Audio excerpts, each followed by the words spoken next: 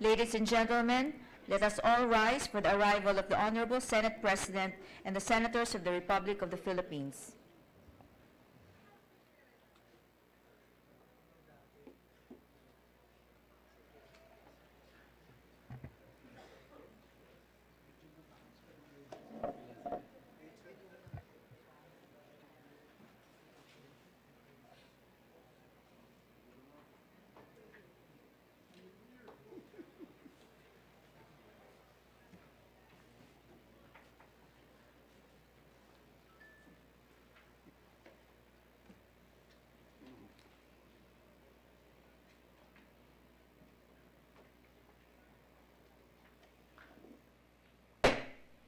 The 47th session of the Senate in the third regular session of the 17th Congress is hereby called to order. The Minority Leader, Senator Franklin M. Drilon, will lead the chamber in prayer. Almighty Father, we, your servants, rejoice in this opportunity to work together in the service of our countrymen. May we always be guided by your wisdom, your love, and abiding presence of your Spirit as we perform our roles as leaders of this country. Bless us with fair judgment and understanding so that we will be able to serve your people to the best of our abilities. Grant us the strength and courage to always follow your will and do what is morally right. Dear God, help us remain faithful to our sworn duty of upholding the Constitution in promoting the common good. May you always be our reminder that our compassion should not only be for a chosen few, but for all who are in need. All these we ask in the name of Jesus Christ. Amen. Amen.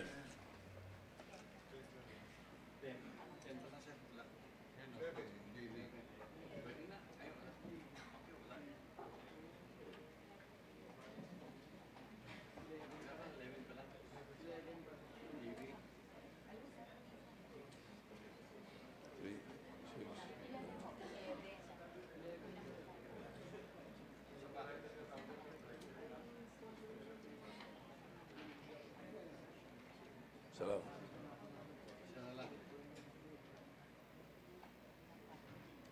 Session is suspended.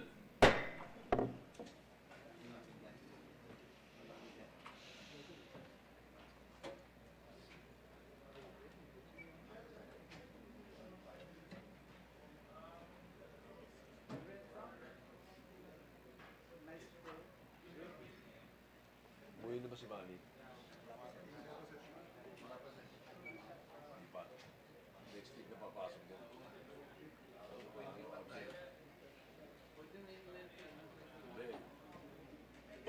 23 tayo.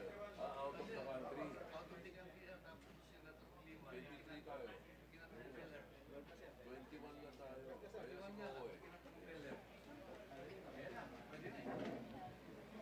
Session is resumed. The Secretary, please call the roll. Roll call of members.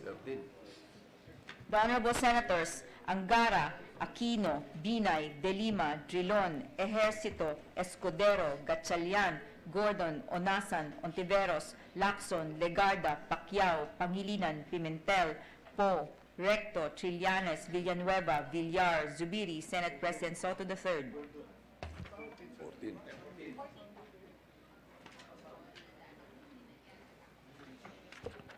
With 14 senators present, the chair declares the presence of a quorum. Majority Leader. Thank you, Mr. President. Mr. President, I move that we dispense with the reading of the journal of the 46th session, Tuesday, January 22, 2019, and consider the same as approved. I so move, Mr. President. Any objection? Chair hears none. Reading is dispensed with. The journal is approved. Mr. President, we have with us in the gallery today, guests. Some of them are my guests, Mr. President, from the Global Sikaran Federation, headed by Master Emmanuel Banag, and he's joined with with the members of his contingent, and also with Grandmaster Bambit Dulay of Philippine Eskrima Kali Ainis Federation. We also have with us in the gallery St. Paul Learning School of Alaminos, Laguna, Inc. These are the gentlemen and ladies in blue and white. Welcome, Mr. President. We welcome all of them to the Senate. Thank you very much. Mr. President, I move that we proceed with the reference of business. Secretary will proceed the reference of business. Reference of business, messages from the House of Representatives. Letter from the House of Representatives informing the Senate that on 21 January 2019, it passed the following House bills in which it requests the concurrence of the Senate. House number 8798 entitled, An Act Establishing a Campus of the Masbate Institute of Fisheries and Technology in Ticao Island, Province of Masbate, to be known as the Masbate Institute of Fisheries and Technology Ticao Island Campus, and appropriating funds therefor. Referred to the Committees on Education, Arts and Culture, Labor, Employment and Human Resource Development, and Finance. House number 8799 entitled, An Act Converting the Northern Bukidnon Community College in the Municipality of Manolo Fortich, Province of Bukidnon, into a state college to be known as the Northern Bukidnon State College, and appropriating funds therefor. Referred to the Committees on Education, Ways and Means, and Finance. House number 8800 entitled, An Act Converting the Camarines Norte State College, CNSC, in the Municipality of Daet, Province of Camarines Norte, into a state university to be known as the University of Camarines Norte, UCN, and appropriating funds therefor. Referred to the Committees on Education, Ways and Means, and Finance. House number 8801 entitled, An Act Converting the Siargao District Hospital in the Province of Siargao del Norte into a Level 3 General Hospital to be known as the Siargao Island Medical Center, and appropriating funds therefor. Referred to the Committees on Health, Ways and Means, and Finance. House number 8802 entitled, An Act Establishing a Technical Education and Skills Development Authority, TESDA, Manpower Development Training Center in the Lone Legislative District of San Jose del Monte City, Province of Bulacan, to be known as the San Jose del Monte City TESDA Training and Assessment Center, and appropriating funds therefor. Referred to the Committees on Education, Labor, and Finance. House number 8804 entitled, An Act Creating the Davao City 3rd District Engineering Office, and appropriating funds therefor. Referred to the Committees on Public Works and Finance. House number 8805 entitled, An Act Creating a District Engineering Office in the 7th Legislative District of the Province of Cebu, and appropriating funds therefor. To the Committees on Public Works and Finance. House number 8807 entitled, An Act Converting the Gimba-Pura Provincial Road stretching from Barangay San Rafael to Barangay San Miguel, both in the Municipality of Gimba, Province of Nueva Ecija, and to Barangay Buena Vista in the Municipality of Pura, Province of Tarlac, International Road, and appropriating funds therefor. To the Committees on Public Works and Finance. House number 8808 entitled, An Act Converting the Gimba-Talugtog Umingan Provincial Road in the Municipalities of Gimba and Talugtog, all in the Province of Nueva Ecija, and the Municipality of Umingan, Province of Pangasinan, International Road, and appropriating funds therefor. To the Committees on Public Works and Finance. House number 8815 entitled, An Act Declaring Davao Oriental a Mining-Free Zone and providing penalties therefor. To the Committee on Environment. House number 8816 entitled, An Act Declaring the 3rd District of Palawan a Mining-Free Zone and providing penalties therefor. To the Committee on Environment. House number 8817 entitled, An Act Declaring the Province of Southern Leyte a Mining-Free Zone and providing penalties therefor. To the Committee on Environment. House number 8818 entitled, An Act Establishing Technical Education and Skills Development Authority TESDA Training and Assessment Centers in the Municipality of Luon and Balilihan, both in the Province of Bohol, and appropriating funds therefor. To the Committees on Education, Labor, and Finance. And House number 8821 entitled, An Act Establishing a Technical Education and Skills Development Authority TESDA Training and Assessment Center in the Municipality of Boac, Province of Marinduque, to be known as the Boac TESDA Training and Assessment Center, and appropriating funds therefor. To the Committees on Education, Labor, and Finance. Letter from the House of Representatives informing the Senate that on 21 January 2019, it designated Representatives Aumentado, Romero, Ungab, Yu, and Arcillas as conferees to the Bicameral Conference Committee on the Disagreeing Provisions of House number 8734 entitled an act increasing the benefits granted to science and technology S&T personnel of the government, amending for the purpose Republic Act Number 8439, otherwise known as the Magna Carta for scientists, engineers, researchers, and other S&T personnel in the government, and Senate Number 1534 entitled an act amending Republic Act Number 8439, otherwise known as the Magna Carta for scientists, engineers, researchers, and other science and technology personnel in the government. Referred to the Committee on Rules.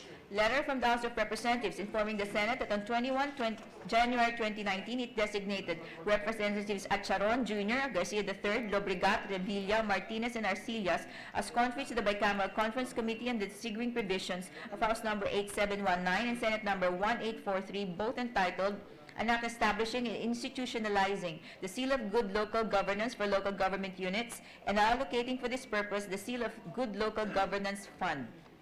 To the Committee on Rules. Letter from the House of Representatives informing the Senate that on 21 January 2019, it designated Representatives Andaya Jr., Castro, Zamora, Marcoleta, Lagman, Sandoval II, C. Alvarado, Romualdez, Nunez, Malañaon, Yap, Romualdo, Suarez, Bravo, Garbin Jr., and Pimentel as conferees to the Bicameral Conference Committee on the disagreeing votes on House Number 8169 entitled an act appropriating funds for the operation of the government of the Republic of the Philippines from January 1 to December 31, 2019 and for other purposes. To the Committee on Rules. Resolutions. PS Resolution Number 998 entitled Resolution Commending and Congratulating Boxing Legend Senator Manuel Manny Pacquiao for winning and retaining the World Boxing Association WBA welterweight world title on January 19, 2019 at the MGM Grand Garden Arena, Las Vegas, Nevada, USA, introduced by Senator Joseph Victor Ejercito. The Committee on Rules. PS Resolution Number 999 entitled Resolution Honoring the late Edsel Moscoso, visual artist, for his lifelong love for the arts and for his masterful depiction of rural life of the Filipino people, introduced by Senator Legarda. The Committee on Rules. Committee reports. Committee report number 558 submitted jointly by the Committees on Tourism and Finance on House number 6758 introduced by Representatives Swan Singh and Nograles entitled an act declaring Mount Bulaylay in the municipality of Cuyapo, province of Nueva Ecija as a tourist destination, providing for its development and appropriating funds, therefore recommending its approval with amendments. Sponsor Senator Maria Lourdes Nancy S. Binay. To the calendar for ordinary business. Committee report number 559 submitted by the Committee on Local Government on House number 8426 introduced by Representative Revilla entitled an act amending Section 10B of Republic Act number 10160, otherwise known as the Charter of the City of Bacoor, recommending its approval without amendment, taking into consideration Senate number 2036, sponsor Senator Sani Angara. To the calendar for ordinary business. Committee report number 560 submitted jointly by the Committees on Local Government and Electoral Reforms and People's Participation on House number 6513 introduced by Representative Hoffer entitled an act creating a barangay to be known as Barangay Masao in the municipality of Tungawan, province of Zamboanga, Sibugay, recommending its approval with amendment. Sponsor Senator Sani Angara. The calendar for ordinary business. Committee report number 561 submitted jointly by the Committees on Local Government and Electoral Reforms and People's Participation on House number 7311 introduced by Representative Ramirez Sato entitled an act creating a barangay to be known as Barangay Santa Maria in the municipality of Abra de Ilog, province of Occidental Mindoro, recommending its approval with amendment. Sponsor Senator Sani Angara. To the calendar for ordinary business. Committee report number 562 submitted jointly by the Committees on Local Government and Electoral Reforms and People's Participation on House number 6512 introduced by Representative Hoffer entitled an act creating a barangay to be known as Barangay Timbabawan in the municipality of Tungawan, province of Zamboanga, Sibugay, recommending its approval with amendments. Sponsor Senator Sani Angara. To the calendar for ordinary business. Committee report number 563 submitted by the Committee on Local Government on House number 7016 introduced by Representative Teves entitled an act creating the position of Assistant City Administrator, emphasizing the prohibition on illegal gambling and establishing the City Registry of Deeds Office, amending for the purpose Section 7, 10, 36, 51, and 52 of Republic Act number 8983, otherwise known as the Charter of the City of Bayawan, recommending its approval with an amendment. Sponsor Senator Sani Angara. To the calendar for ordinary business. Majority Leader. Thank you, Mr. President. Mr. President, we are in receipt of the Bicameral Conference Committee report on the disagreeing provisions of Senate Bill number 1898 and House Bill number 8628. This is an act entitled transferring the National Police Academy and the National Police Training Institute from the Philippine Public Safety College to the Philippine National Police. I move that we consider the said bicameral report. Any objection? Chair hears none. Consideration of the report is in order. Mr. President, I move that we recognize the chairperson of the Senate panel, the Honorable Senator Panfilo Lacson, for his sponsorship of Senator the speech. Panfilo Lacson is recognized. Thank you, Mr. President. As your chairman of the Committee on Public Order and Dangerous Drugs, I have the honor to report the Bicameral Conference Committee report on the disagreeing provisions of House Bill number 8628 and Senate Bill number 8098. May I just request and move to spread into the records the joint explanation of the Conference Committee on the disagreeing provisions of House Bill 8628 and Senate Bill 8098. I so move, Mr. President. Any objection? Chair hears none, so inserted. Mr. President, with that, I move to adopt and ratify the Bicameral Conference Committee report on the disagreeing provisions of Senate Bill number 8098 and House Bill number 8628. Consider the report of the Senate panel as inserted into the records of the Senate and deemed as read. Any objection? Chair hears none. The Bicameral Conference Committee report on Senate Bill 1898 and House Bill 8628 is hereby adopted and ratified. Thank you, Mr. President. Some administrative matters.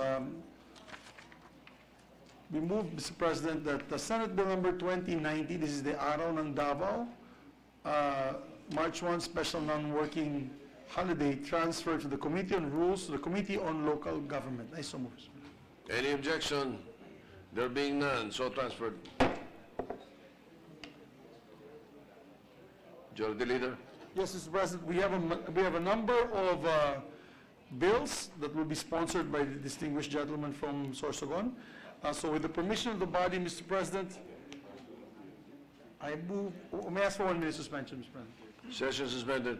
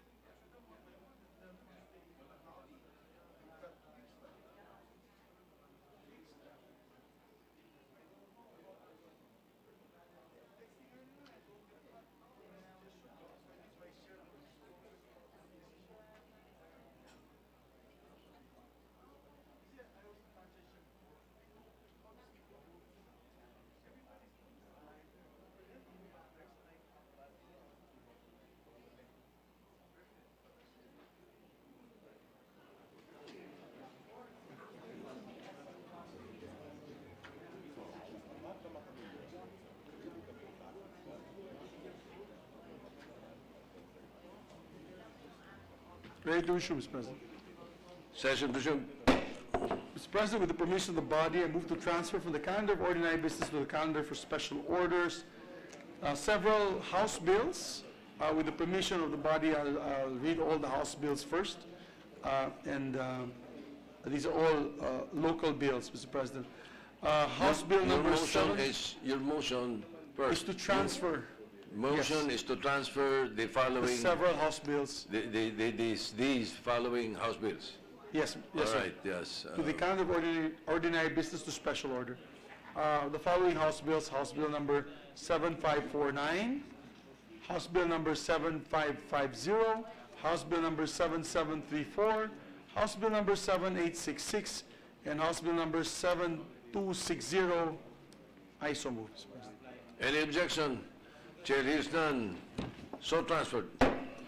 Mr. President, I move, with the consent of the Senate and our body, I move that we consider House Bill number 7549, 7550, 7734, 7866, and 7260. I so move, Mr. President. Any objection? There being none, consideration of the enumerated measures are in order. Or is in order. May we ask, one second, one minute suspension, Mr. President. Session suspended.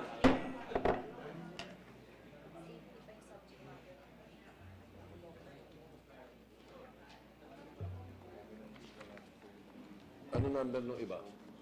Mr. President, House bill number? 7260. I would like to amend Session resumed. Mr. President, I would like to amend my motion. Yeah, Mr. President, he declared it. I would like to amend my motion. I move that we consider House Bill numbers 7549, 7550, 7734, and 7866 first, Mr. President. All right. The other bill will First be later. four. First four. All right. Any objection? There being none, consideration of the four measures are in order. The Secretary will read the title of the measures, the short title of the measures. House Bill number 7549, an act establishing a campus of the Bulacan State University to be known as the Bulacan State University San Rafael Campus. House Bill number 7550, an act establishing a campus of the Polytechnic University of the Philippines to be known as the PUP Bansud Campus. House Bill number 7734, an act establishing a campus of Polytechnic University of the Philippines, PUP, to be known as the PUP Quezon City Campus.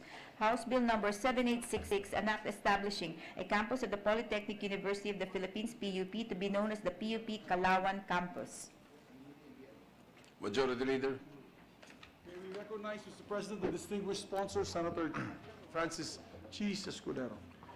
Senator Francis Escudero, Chairman of the Committee on Education, is recognized. Thank you, Mr. President. Majority Leader, Mr. President, as Chairman of your Committee on Education, Arts and Culture, this representation humbly submits the following legislative measures that seek to establish and/or convert 4 state universities and colleges and/or campuses. Number 1, House Bill number 7549, contained in Committee Report number 527.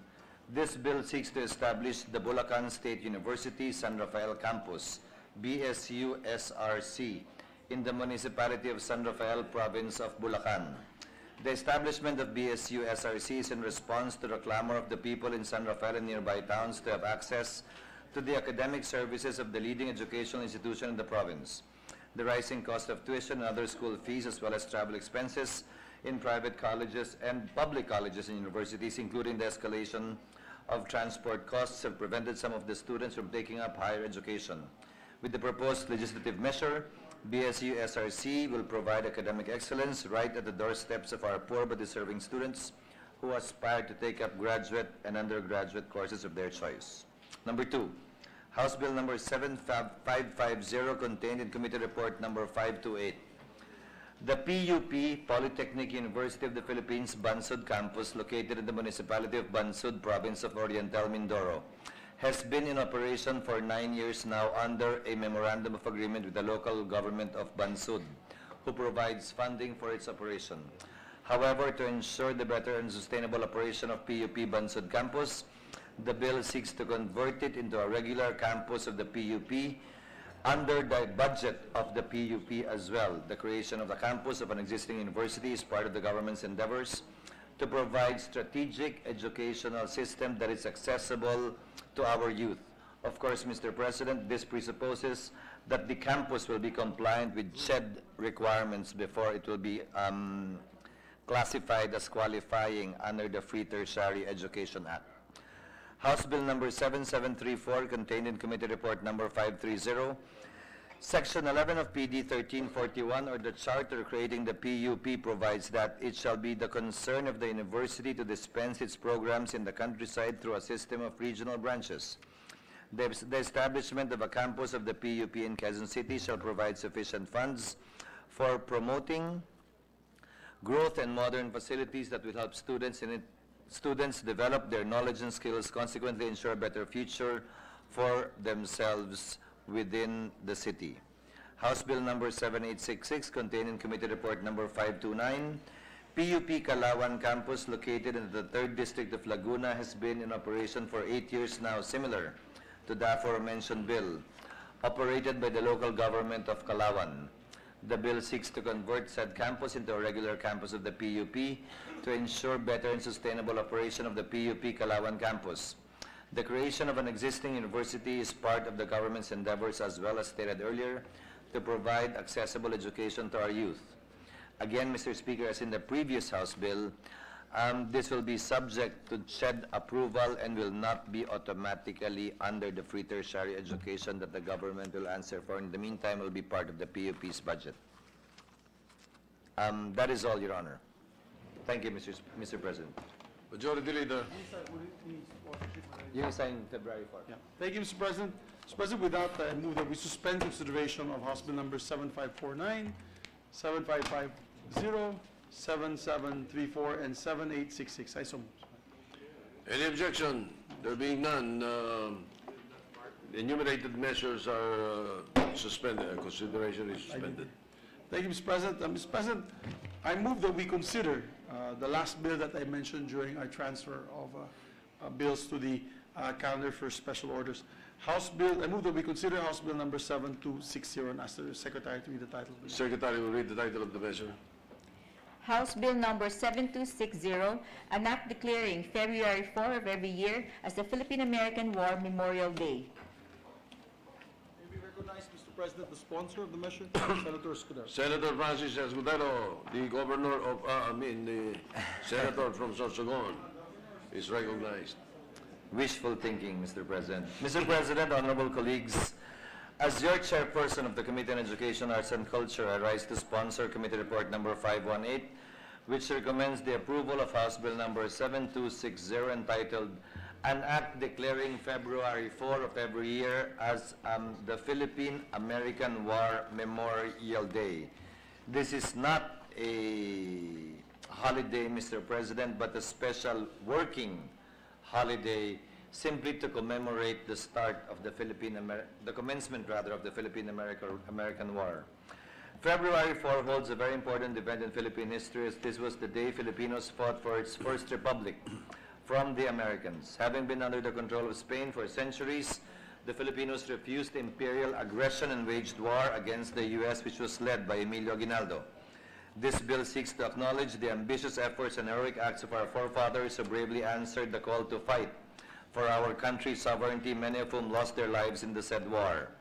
Their selfless deeds must not be relegated as a mere footnote in our history, where it may go unnoticed or, more tragically, forgotten or erased in our people's consciousness. Therefore, this bill also seeks to declare February 4 of each year as a special working holiday, as it honors the memory of the gallant, heroic Filipinos who sacrificed their lives during the Filipino-American War. As a footnote, Mr. President, tinuro ho ng elementary si Senator Kiko Pangilinan. Sabi niya kanina, hindi ko na inabutan yun, hindi na tinuro sa amin yun.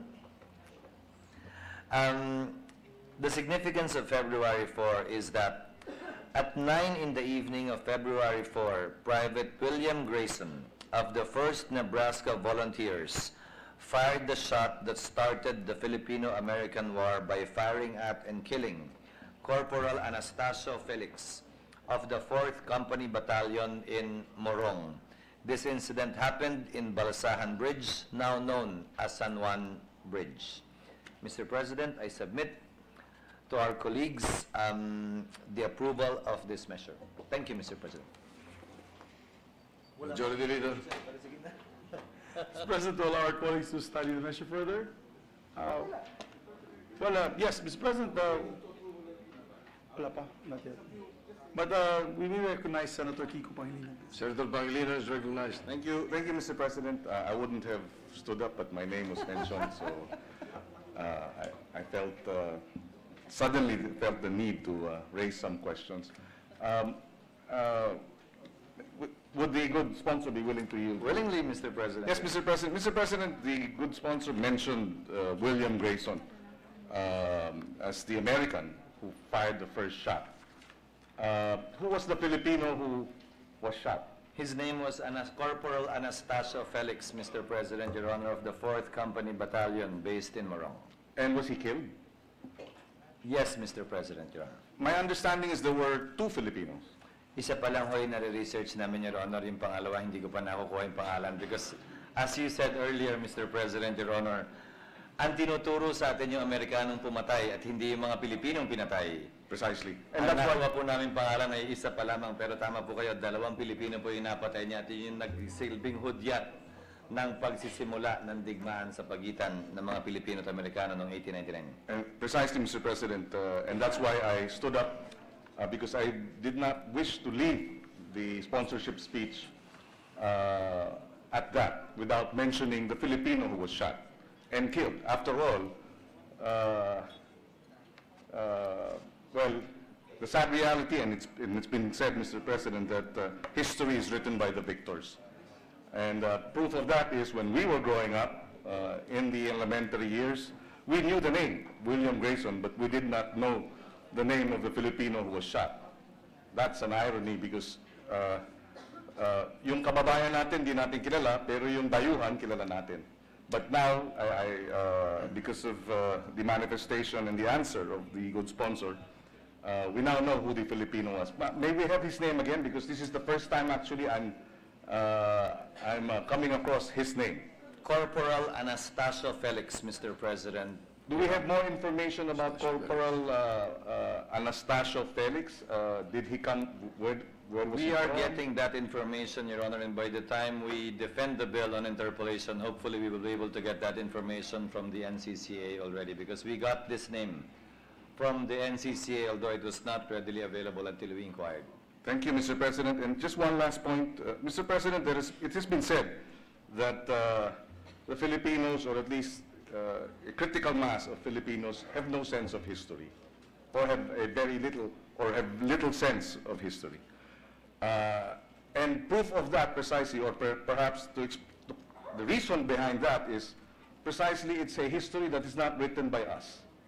How can we identify with or have a sense of history when the name, when this American soldier's name is known, but the Filipino soldier's name is not? How can you identify with that kind of history, Mr. President? Nang hindi po pinapalawig yung aming usapin dito, may mga estudyante po tayo dito. Sa totoo lang, Ginoong Pangulo, Your Honor, ang Kastila hindi tayo tinuruan o tiniyak na magiging mangmang tayo. Ang mga Amerikano, tiniyak na matuturuan tayo.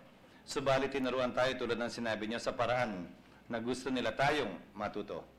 Sa kalaman din ng mga estudyante na narito ngayon, 1950s doon lamang binago ang pagkanta ng ating pambansang awit at kinanta sa wikang Pilipino dahil bago nun, yung mga magulang namin, yung iba dito, yun din yung kinanta nila nung elementary sila. Land of the Morning ang kanta nila, hindi bayang magiliw, yung unang linya ng awit. Sinulat sa wikang Kastila, nung sinakop tayo ng Amerikano, tinranslate sa wikang Ingles at kinakanta natin yun matapos tayo maging malaya noong 1946, gaya na nasabi ko, hanggang kalagitnaan ng 1950s. At matapos lamang noon, sa kalagitnaan ng 1950s, if I'm not mistaken, 1953, doon lamang sinimulang awitin ang ating pambansang awit gamit ang wikang Pilipino. Sa buong libro ng Zaide na ginamit natin nung tayo nag-aaral, meron lang yatang 12 pahina kaugnay sa Philippine-American War o sa American Occupation ng Pilipinas. Napakahaba nung occupation ng mga Kastila dito, samantalang may talaan na nagsasabi, mas maraming Pilipinong namatay at pinatay nung panahon ng mga Amerikano kumpara sa 300 taong panunungkulan ng mga Kastila. Tinuro sa atin noon lahat ng mga bayani ng panahon ng Kastila, pero walang tinuro ni isang bayani ng panahon ng mga Amerikano. Marahil sa hindi malayong hinaharap, maisulat ng tama at wasto ang kasaysayan ng bansa. Hindi para sisihin ang sinumang bansa na nanakop sa Pilipinas, pero para tiyakin lamang na yung kwento nila ay masasabit, masasambit at maipapasa sa saling lahi. Sorry po kung medyo mahaba, Your Honor, kasi medyo ano. Thank you. Well, yes, Senator Pangilinan, is there something else? Just very quickly, Mr. President, thank you for that response, Senator Escudero, and we welcome this resolution. Mr. President, for the record, my great-grandfather was an American soldier from my maternal side. And so when I used to condemn American imperialism during my student activist days, I was conflicted because if there was no American imperialism, I would not be here. My maternal great-grandfather was an American soldier.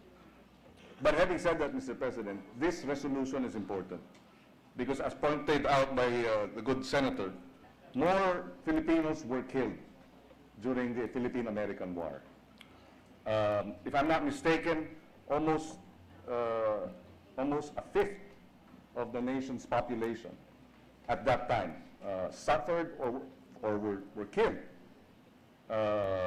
during the Philippine-American War. They fought for independence. They are our heroes. They fought for freedom. They fought for independence from colonial powers. And yet, February 4. And yet, unfortunately, I may be mistaken, Mr. President, but up until today, there is no memorial for those who were killed during the Philippine-American War. No memorial, no monument, no recognition of those who were killed, who gave up their lives for independence. And so with this resolution, hopefully, the next steps would be to look into how we can honor those citizens, including Artemio Felix, who gave up his life. There is a monument, Anastasio. Mr. President. Anastasio, I'm sorry. Let me correct the gentleman, Mr. President. The reason why we were able to research this is that the NCCA ordered the transfer of a monument originally built to commemorate the site where it happened, because they actually found out where the exact place was. So the reason why we found the name was because the NCCA, sometime in the 70s, issued an order transferring the marker from one place to another where it exactly happened, which is the San Juan Bridge today. But that's the only monument I know of too, Mr. President. And perhaps there should be more. And hopefully with this resolution, we can move forward in that regard. Thank you, Mr. President, for the and the good sponsor. Thank you for the opportunity. Mr. Sponsor, while you are in the research mode on Anastasio Felix, just for a little levity, why don't you research if this Grayson is the same Grayson that arrested Tom Dooley? I will do that, Mr. President. No. Just to... Yung matatandaan tumawa, oh. They know what I'm talking about. I will do that, Mr. President. I think I know the story to. Nakwento yata sa akin ng tatay ko yan. Senator Ontiveros is recognized. Salamat, Mr. President. Para dagdagan lang ng dalawa pang punto, which the resolution of the good gentleman from Sorsogon has occasioned, kaugnay ng sinasabi kanina ni Senator Pangilinan, yung isa pa pong natutunan ko sa turn of the century na libro, mas marami pa palang Pilipino ang napatay nung Phil-American War kesa sa mga Vietnamese na namatay nung Vietnam War. Isipin po natin yung 6 na dekada na naghihiwalay noon, and comparatively how much smaller the Philippine population was then compared to the Vietnamese population in the 1960s. And lastly, Mr. President, hindi lang po maraming Pilipinong tao ang pinatay noon. Very, very striking na data po dun sa turn of the century ni Hilda Cordero Fernando. 75% ng mga kalabaw nating mga Pilipino noon ay sadyang pinatay ng mga mananakop na Amerikano para pilayin yung kakayahan natin na manatiling isang agricultural nation. So kahit nung panahon yon, yung food security ay ginawang target of war panahon ng colonization. Salamat, Mr. President, at maraming salamat sa good gentleman from Sorsogon. Just a final footnote, Mr. President, while we're in the subject matter. In 1998, we celebrated 100 years of the Declaration of Philippine Independence. Not independence, but the Declaration of Philippine Independence. At that time, I was still a new congressman, and I refused to partake of that celebration because when I finally was able to see the document, there is absolutely no reason why we should celebrate that Declaration of Independence because I hope our students here will research on this too and validate if what I'm saying is accurate. Because the last paragraph, or the second to the last paragraph of the Declaration of Philippine Independence stated, the colors red, white, and blue of the Philippine flag is hereby used to commemorate the American flag. Out of our profound gratitude to that great nation for their disinterested support to our country at present and in the coming times. Hindi man lang po sinulat, pula, handa kaming mamatay at pumatay para ipagtanggol ang aming kalayaan. Puti, sagisag ng pagkakapantay-pantay ng bawat lahi. Asul, sagisag ng pagkakaroon ng sariling lahi na tinatawag namin Pilipino. Kinopya lang po pala natin ang problema, hindi po natin pwedeng amyendahan sa pamamagitan ng batas yung deklarasyon ng Philippine Independence. I'm not anti-American, Mr. President. I'm simply pro-Filipino. Thank you, Mr. President. Thank you, distinguished colleagues. Right, Majority Leader. So this is to commemorate, just for clarification, Mr. President, if the good sponsor will allow, this measure is to commemorate the first shot fired, the day of the first shot fired during the Philippine-American War. That's the date the first shot was fired. Na namatay yung Pilipino. This is the Philippine-American Memorial, Philippine-American War Memorial Day. If you want, we can research kung kailan yung may unang pinatay na Amerikano, yun na lang yung dapat mas maganda yun kasi you know, Mr. President, not being anti-American, it's just that it saddens me that many of our historical holidays are the days where we lost. Mga Battle of Tirad-Pas, massacre tayo, Polo Batan, patay tayo lahat. Diyos ko, ano ba yan? Polo Corridor, patay tayo lahat. Kawawa naman ang Pilipino. Let us also start marking the days we were victorious. Di ba po? You know, you have just... Lapu-Lapu, and I'm thankful that Lapu-Lapu was given a holiday because we won that...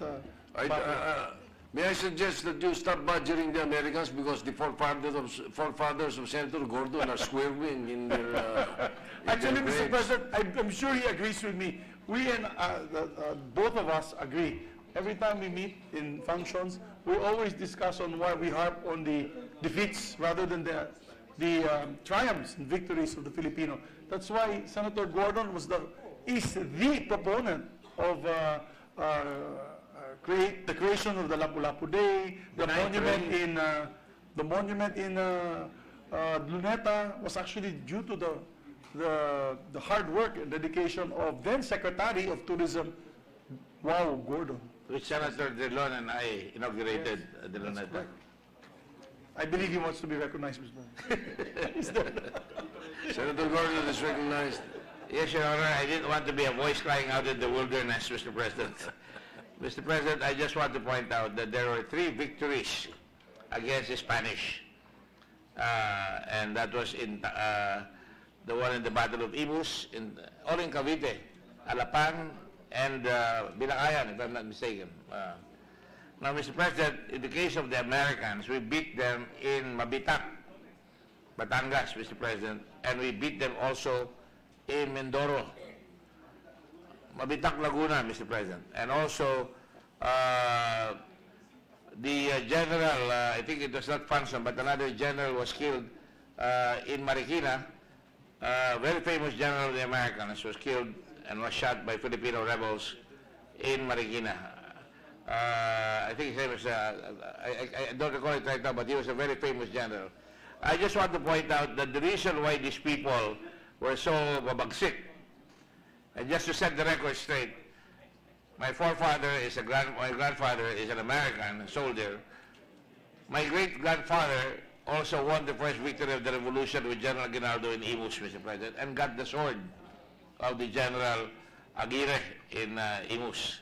So that was the first victory of the revolution, Mr. President. And there are many others to celebrate.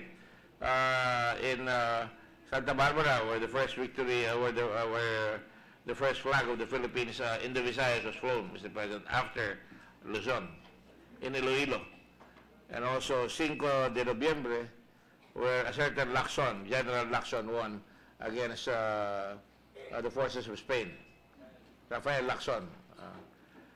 So, Mr. President, there is a lot of history that's something that I think the Senate should be known for, that we are trying to draw out the best in our country, and I'm glad that this sparked a little debate amongst us about the glorious history that we never celebrate. And as Senator Sabili said, we only remember our defeats, which adds to the national sense of worthlessness. And I think it's important that every day we try to look for a battle where we won, so that we could have a sense of self-worth and confidence. Thank you, Mr. President. And do not forget, just recently, we again beat the Americans in Las Vegas. That's correct, Mr. President. Majority Leader. Problema dyan, Mr. President, ninakawan naman yung ating bansa kamao. Nakabawi din sila, no? Pinawi ka agad. Mr. President, for our colleagues to study the measure a bit further, we move to suspend consideration for House Bill number 7260. Any objection? There being none, consideration is suspended. Mr. President, just a few administrative matters. With the approval already of the committee chair, Senator Scudero, our Committee on Education, Arts and Culture has already considered a counterpart bill in the Senate, namely Senate Bill number 1413. We approved this already on third reading, Mr. President. With the transfer of House Bill number 7005 to the Committee on Education, Arts and Culture, I move that we adopt House Bill number 7005, entitled An Act Recognizing Everest Academy as an Educational Institution of International Character, granting certain prerogatives to promote its development, as an amendment to Senate Bill number 1413. I so move, Mr. President. Any objection? There being none, motion is approved. Thank you, Mr. President. Mr. President, Senator Joel Villanueva would like to defend this measure. With the permission of the body, I move that we resume consideration of Senate Bill number 1571. Mr. President, this is an act amending Article 83 of the Presidential Decree number 442, otherwise known as the Labor Code of the Philippines. I so move, Mr. President. Any objection? There being none, motion is approved. The status is we are in the period of interpellation. I believe yesterday Senator Lon wanted to ask a few questions, and Senator Joel says he's ready to defend this measure, Mr. President. May we recognize Senator Joel Villanueva and... Okay. Senator Joel Villanueva, and to interpellate Senator, the distinguished minority floor leader. Mr. President, may I request that this bill be called later on, as I'll still review my notes. Which number is your sponsor? My apologies, Mr. President. I got a note from my staff saying that he's ready to defend this bill. My staff is badgering me, Mr. President. Okay. My apologies. With that, I move to suspend consideration of Senate Bill number 1571. Any objection? So ito na. There being none, motion is approved. Sponsorship ito, no? My apologies, boss. My apologies. Mr. President, with the permission of the body, I move that we transfer from the calendar of ordinary business to special orders, committee report number 892. Senate Bill number 892. I so move. Senate Bill 892. Any objection? There being none, motion is approved. Consideration is in order. Mr. President, with the consent of our colleagues, move that we consider Senate Bill number 892. Any objection? There being none, consideration is in order. Mr. President, may we ask the Secretary to read the title of the measure? Secretary will read the title of the measure. Senate Bill number 892, an act expanding the prohibited acts of discrimination against women on account of sex, amending for the purpose Articles 135 and 137 of Presidential Decree number 442 as amended, otherwise known as the Labor Code of the Philippines. Majority Leader. May we recognize, Mr. President, to sponsor the measure, Senator Joel Villanueva, the chairperson of the Senate Labor Committee. Senator Joel Villanueva is recognized. Thank you, Mr. President. Thank you, Mr. Majority Floor Leader. Mr. President, distinguished colleague, It is my honor to sponsor Committee Report number 555 containing Senate Bill number 892 that expands the prohibited acts of discrimination against women on account of sex in the workplace. Nagpapasalamat po tayo sa ating seatmate, ang masipag na kaibigan natin, Senator J.V. Ejercito, sa kanyang pagpupursige bilang principal author po ng panukalang ito at sa kanyang sensitibidad sa pangangailangan ng sektor ng kababaihan. Nagbago na nga po ang panahon, Mr. President, at hindi na lamang pambahay ang mga kababaihan ngayon. Hindi naman po ito nakapagtataka. If you come to think of it, considering the demands of the cultural, social, political, and economic situations we are in today, it becomes necessary indeed na hindi na lamang po maging pambahay ang ating mga kababaihan ngayon. Ito po ay napansin at napatunayan na ng Meralco noon pa 2013.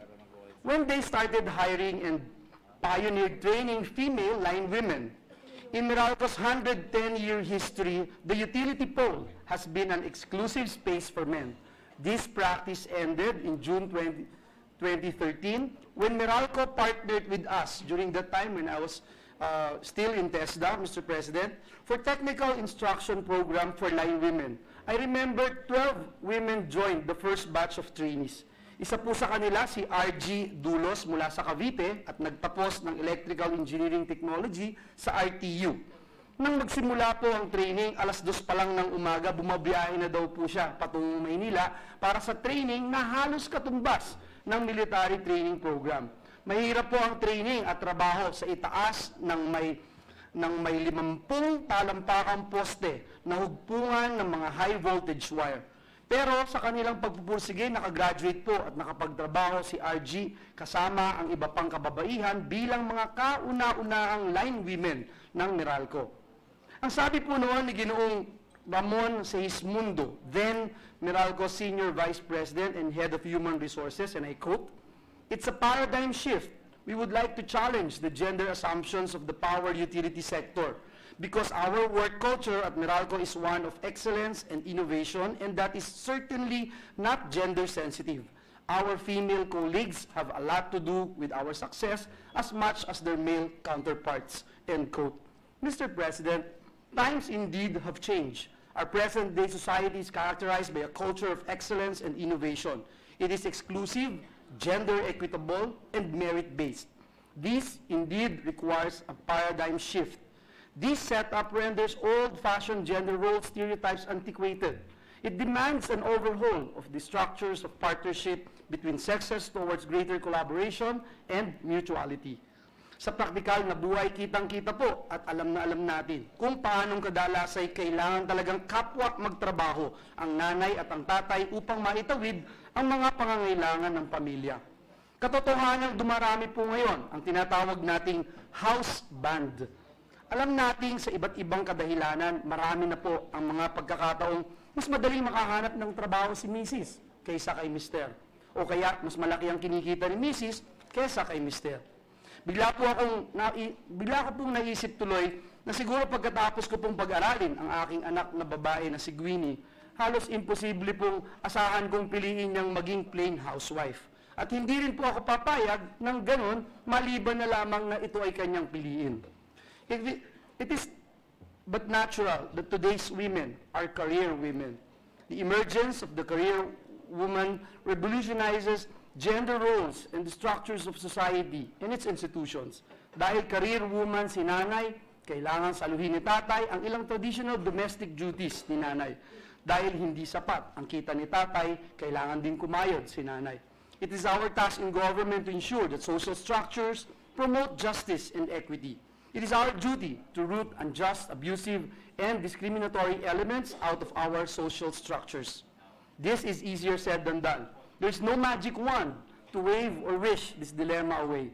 We are into numerous efforts to untangle issues of justice, equality, and discrimination. It becomes even more colorful when it comes to anything that pertains to the structures of partnership, collaboration, and mutuality between sexes. Today, we make another attempt to meaningfully address this issue and thus seek to amend the Labor Code of the Philippines by expanding the prohibited acts of discrimination against women on account of sex, assuring our people that their welfare is our utmost concern. It is in this context that Senate Committee on Labor have worked long and hard to arrive at Committee Report number 555, containing Senate Bill number 892. This bill seeks to prohibit favoring male employees over female employees with respect to assignment, dismissal of personnel, or the application of any retrenchment policy of the employer solely on the account of their sexes.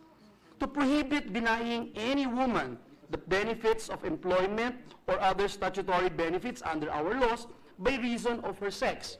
Nakakadinig na po tayo ng ilang reklamo gaya ng hindi sila matanggap dahil yun ngang naturally po pwede silang mabuntis or hihingi ng maternity leave. Number 3, to penalize the commission of any prohibited acts with a fine of up to 50,000 pesos in addition to penalties already provided by law. Number 4, to clarify that conviction or acquittal by the employer of any act prohibited in this bill shall not bar the female employee from filing a civil suit for the payment of salaries and benefits due her.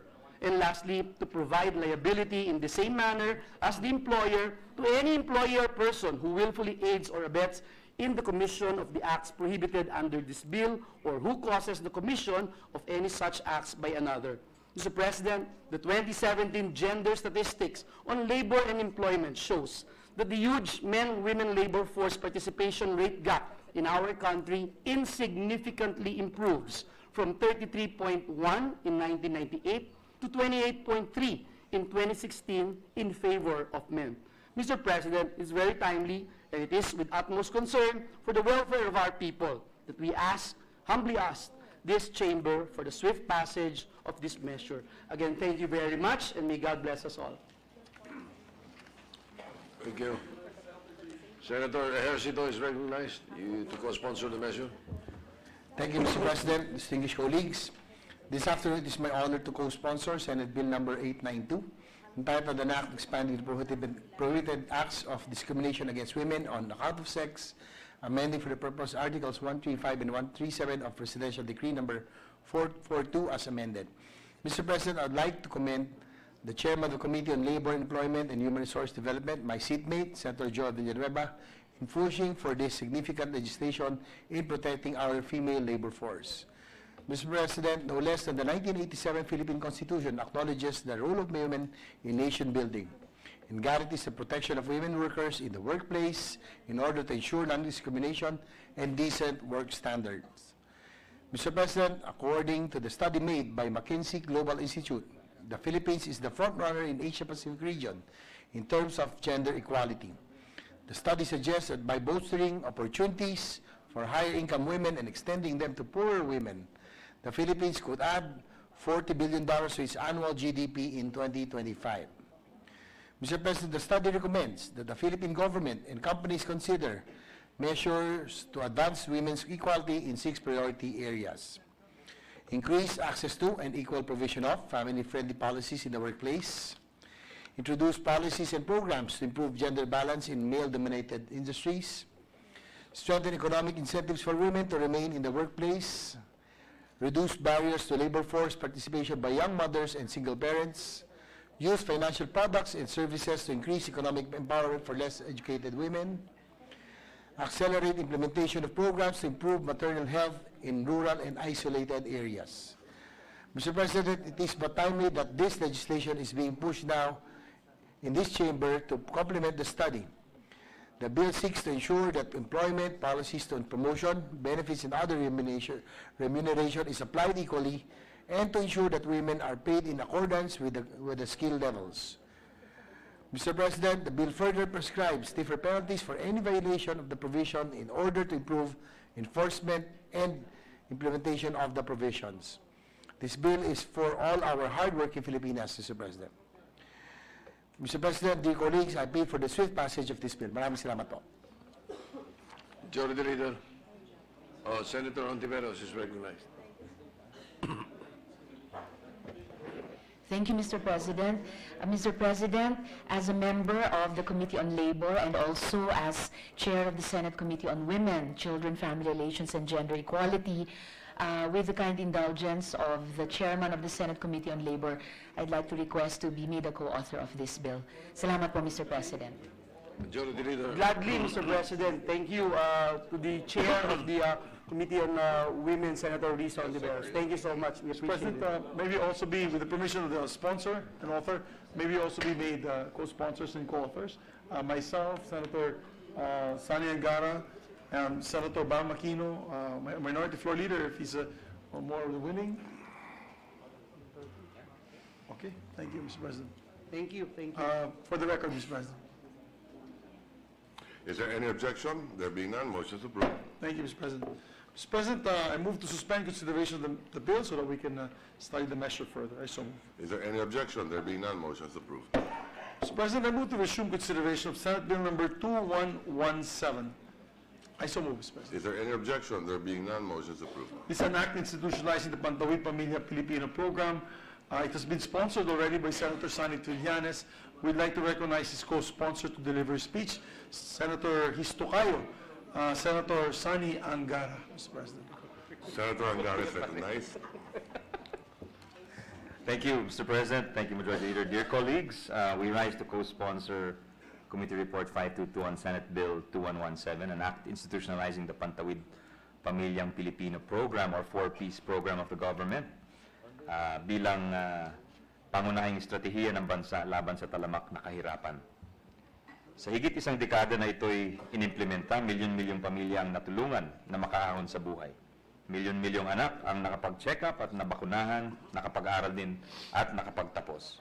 Milyon-milyong ina ang nabigyan ng prenatal services, nagpaanak sa health facility sa tulong ng isang health professional at nakatanggap ng postpartum at postnatal care para sa kanilang mga anak. Milyon-milyon din ang nabigyan ng PhilHealth coverage. Sa madaling salita, Mr. President, milyon-milyong Pilipino ang nabigyan ng magandang simula dahil sa 4Ps. Kaya mahalaga na isabatas po ito, kung hindi, maaari itong ibuwag at ihinto, imbis na paigtingin at lalong palawigin ng mga sumusunod na administrasyon. Kung mangyaring ihinto natin ito, ang nasimulang pag-ahon ay mabibigo at mauuwi sa hungkag na katapusan. Hindi ito ubra kung ang pangarap natin ay ang pag-ahon at pag-unlad natin bilang isang bansa. Nililinaw po ng panukalang ito ang mga tanggapan na dapat kasapi sa implementasyon ng 4Ps. Inaatasan ang DSWD na magsilbing lead implementing agencies, pero dagdag dito, hinihikayat din po ng panukala na magkaroon din ng municipal, city, provincial, regional at national advisory councils na binubuo ng mga kawani at representante mula sa DSWD, DOH, DepEd, DBM, DILG, DA, DOLE, DTI, DOF, NEDA, PhilHealth, TESDA, at mga accredited na civil society or groups or NGOs. Ang mga advisory council na ito, ang mga mismong tututok, hindi lang sa pag-implementa, pati sa pagpapalawig at pagpapaganda sa programa. Kinaklaro din po ng panukala kung sino ang mga karapat-dapat na maging benepisyaryo ng 4Ps at sinisigurado na matatanggap nila ang karampatang benepisyo. Minamandato ang DSWD na gumamit ng isang standardized targeting system para matukoy sa buong bansa ang mga poor at near poor na pamilya o households na dapat kasali sa programa.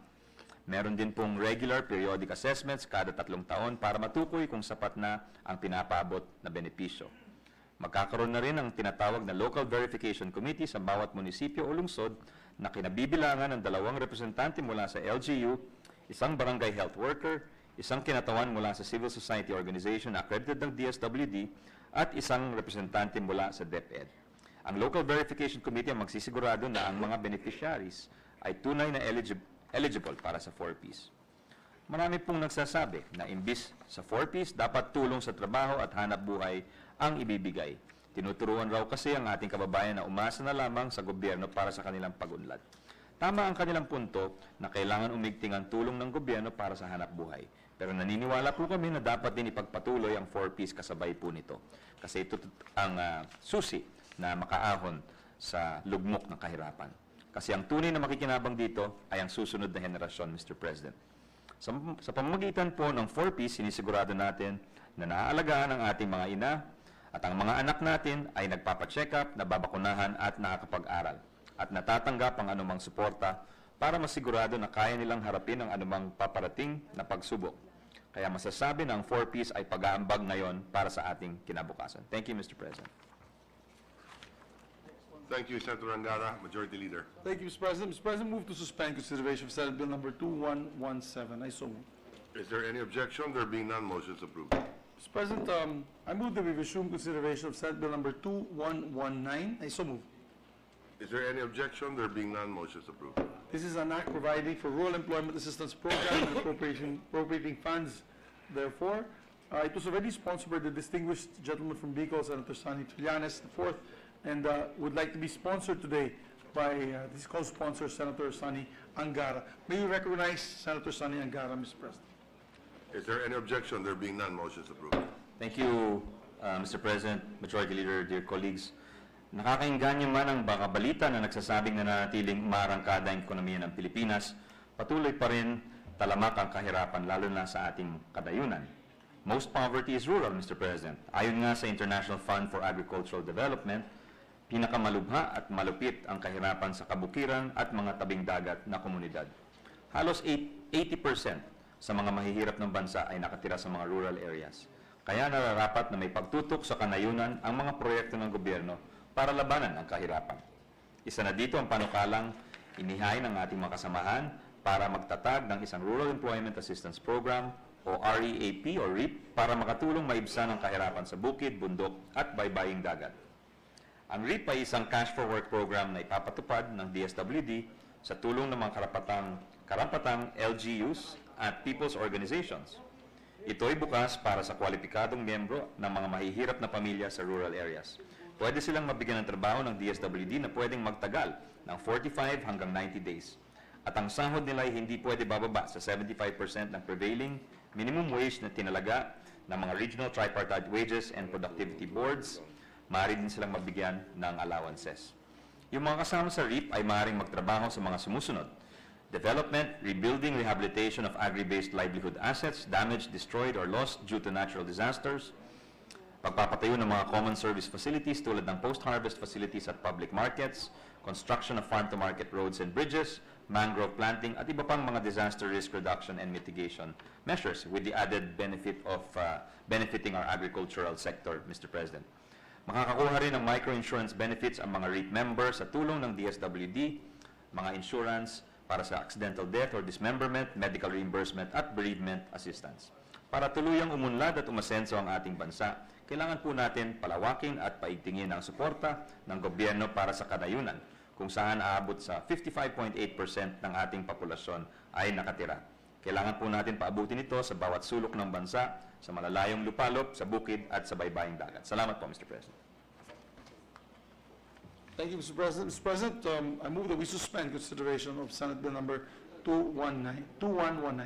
Is there any objection? There being none, motion is approved. Thank you, Mr. President. Mr. President, I move that we, with the permission of the body, the transfer from the calendar of ordinary business to special orders. These are 3 local bills, so with the permission of the body, I'll make an omnibus motion for all 3 for transfer. These are House Bill numbers 6512, House Bill number 6513, and House Bill number 7311. I so move, Mr. President. Is there any objection? There being none, motion is approved. Mr. President, with the consent of the body, our colleagues, I move that we consider House Bill number 6512, House Bill number 6513, and House Bill number 7311. I so move, Mr. President. Is there any objection? There being none, motion is approved. May we ask the Secretary to read the title of the measure?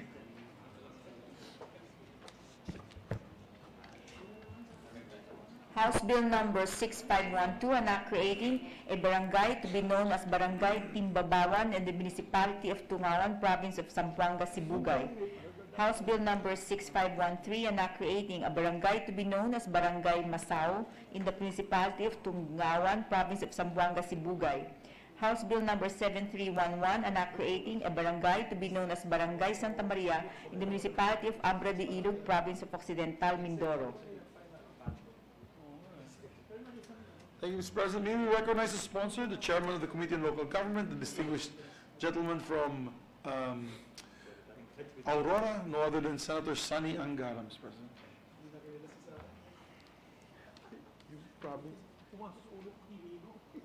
Mr. President, may I be recognized? Yes, Senator Angara is recognized. Thank you, Mr. President.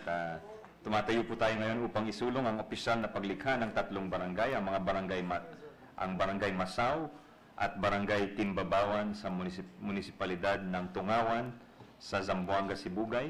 Ito po ay bill ni Congresswoman Hofer at ng barangay Santa Maria ng Abra de Ilog sa Occidental Mindoro. Bill naman po ito ni Congresswoman Josephine Ramirez Sato. Ang mga ito, Mr. President, ay lokal na nilikha alinsunod sa Section 285 ng Local Government Code of 1991, subalit pawang walang natatanggap na anumang bahagi ng Internal Revenue Allotment o IRA. Sinusulong po natin ang mga batas na ito ngayon upang tulad ng iba pang mga barangay sa bansa, makatanggap din po ang barangays Masaw, Timbabawan at Santa Maria ng pondong nararapat po sa kanila.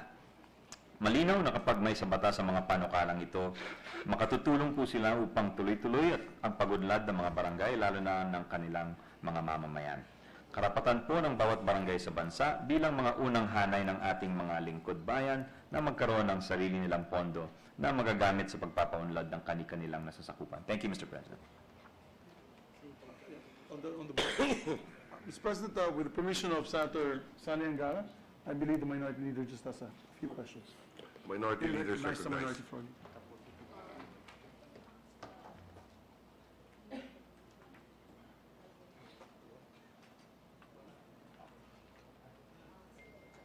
When were they created?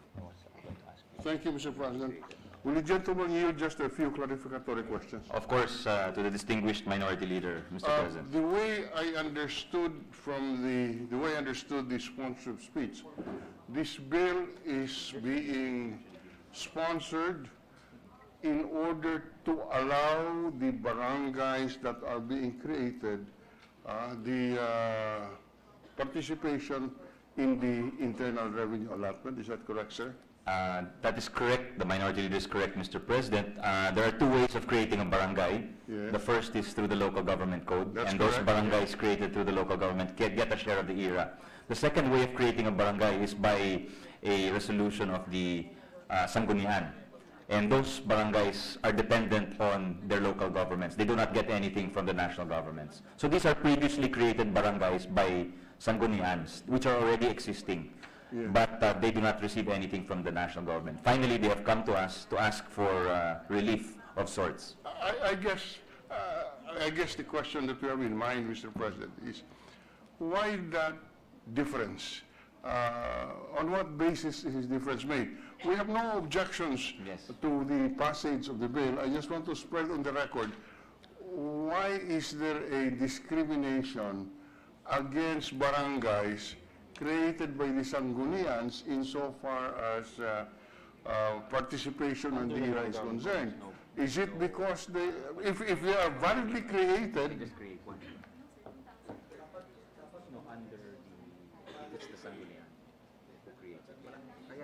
They've created barangays that have not qualified. That's why hindi nakakatanggap ng IRA. There have if been they are validly created Yeah. either by law or resolution of the sanggunian, they should be entitled to the share in the internal revenue allotment. Yes, but the fact is they do not receive it, Mr. President. And That's- I think we've also encountered cases where there have been creation of local government units which do not conform to the qualifications in the local government code. If they do not conform to the qualifications, then really the creation is questionable. Yes. And therefore, the participation in the IRA will be questionable. But assuming that the local government unit being created complies with the requirements under the local government code, I would like to think that regardless of how it is created, either by the act of the sanggunian or by an act of Congress, they should be entitled to the benefits provided by law. Well, the gentleman makes a forceful argument, but there is a saying, dura lex sed lex, so that is the situation we encountered, Mr. President, as chair of the committee. Perhaps we could look into remedying it going forward. So it is not the law, but it is the implementation of the Department of Budget and Management or the DILG or the DOF. Why is this? Why is this situation occurring? it would appear that the law is clear, but the implementation is not. To clarify, it's the law which specifies that those created by local government bodies are not entitled to ERA. I see. I didn't know that. Is Yeah, there, I was told that. So. so there is a specific. Yes, so it's not just the implementation; it's also the law itself. Okay. In that case, we are clarifying, and we have no objections to the passage of the best service. Thank you, Minority Leader. I think Senator Coco, because Mr. President. this is a progeny of former Senate President Henry Pimentel. I think he wants to. Senator Pimentel. No, it is my father who is the expert on the local government code. Ito siguro yung mga naririnig ko lang noon when he was still discussing this. Because if we allow the automatic entitlement to ERA of barangays created by the Sanggunian, then baka magparamihan na po. Paramihan po ng kasi walang effect sa LGU eh. So paramihan ngayon tayo na para papadamihin ko yung barangay ko, entitled ngayon sila sa ERAF sa national. So that's why ang point is gusto mong maraming barangay, sagutin mo. Yan po yung concept. Thank you, Mr. President. Thank you to Senate. Thank you, Mr. President. Senate That answers also, Mr. President, my query to the good gentleman earlier about the powers of the Sangguniang Panlalawigan in the creation of barangays. So, thank you, Mr. President. With that, I move to suspend consideration on House Bill number 6512, 6513, and 7311. I so move. Is there any Thank objection? you, Mr. President. Thank you, Motion is approved. Sunny, you're up. Mr. President, I move that we resume consideration on Senate Bill number 2117. This is an act institutionalizing the 4Ps, or Pantawid Pamilya Filipino program. I believe you have questions, Mr. President, on the measure. That is correct. May I ask for 1 minute suspension so I can get Session suspended. a replacement?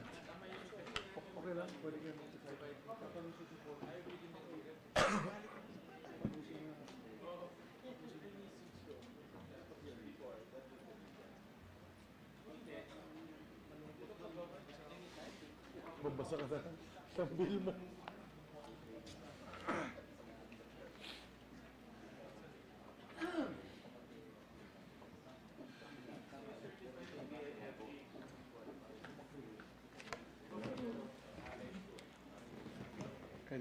Session is resumed.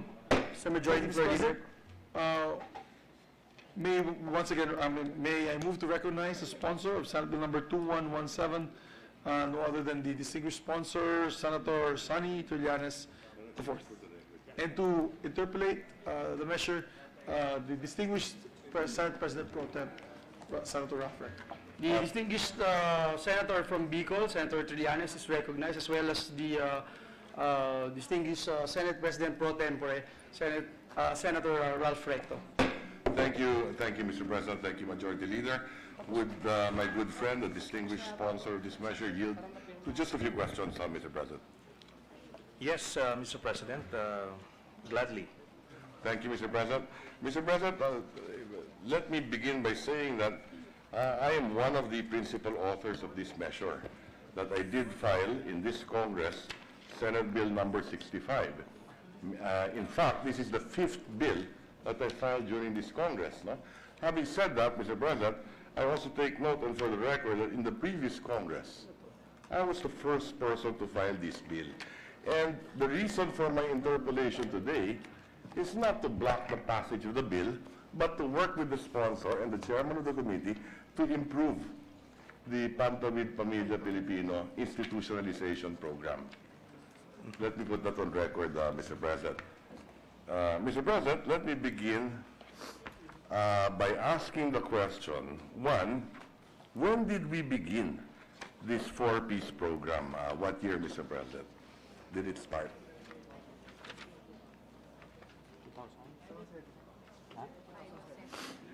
Mr. President, the pilot project started way back in 2007, Mr. President. Would the gentleman know how this began in 2007 and why it began in 2007?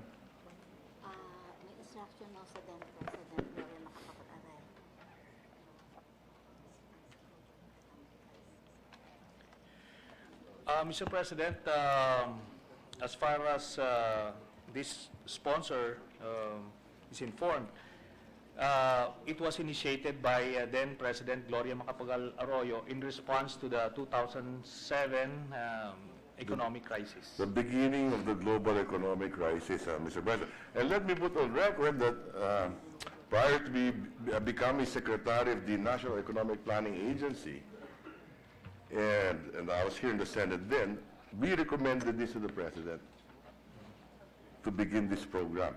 And you will notice that thereafter, the budget suddenly increased in the following years. Yes, Mr. President. I believe they were encouraged by the positive impact on the ground. And let me just add, Mr. President, that when I was eventually released from detention, I happened to study a similar program. Actually, the origin of this 4-piece program, or the conditional cash transfer program, which was the Oportunidades program in Mexico. So during my study, I was also able to learn from the Mexican government certain lessons learned from their experience. Yes. Yes. And Mr. President, would the gentleman say that this program is part and parcel, or is it the central program of government as well to reduce poverty in the Philippines? Is this a poverty alleviation measure? It's a social protection program that we contribute. Okay. It's a social protection program that will contribute to the overall poverty alleviation program of the government, Mr. President. So per se, it is not a poverty reduction measure. Yes, Mr. President, because the data will show that this particular program will not reduce the poverty incidence, or did not reduce the poverty incidence in the country, Mr. President. Okay. Isn't it correct that when, of course, in 2007, we started with 6,000 families. In 2008, 20,000 families. In 2009, 321,000 families. And in 2010, our beneficiaries then was already 1 million families. Now, would the gentleman know, based on the records of the DSWD or of government, what was the poverty incidence in 2010 when we upgraded the program to deliver this program to 1 million families? What was the poverty incidence then in 2010?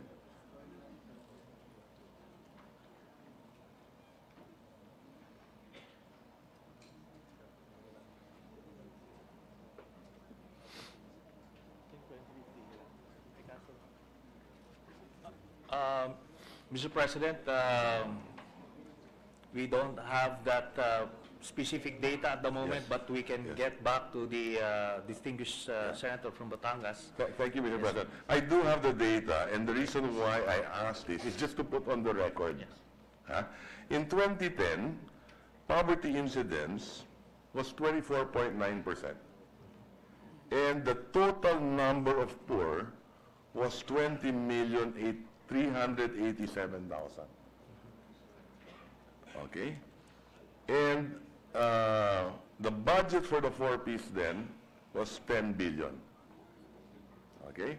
In 2011, would the gentleman have the data on the poverty incidence and the number of poor and the budget of the 4-piece in 2011?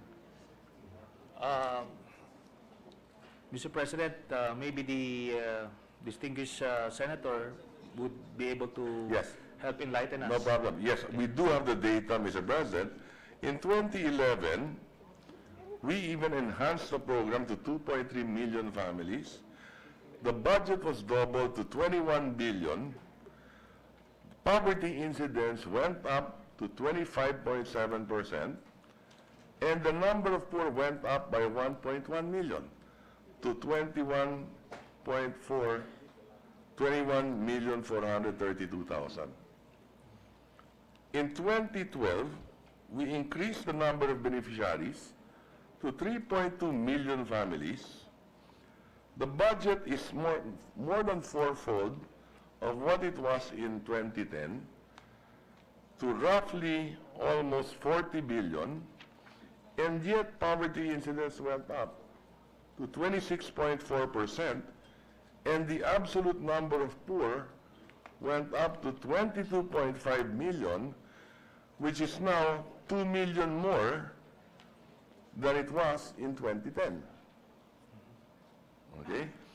In 2013, we expanded the program to be 3.9 million families.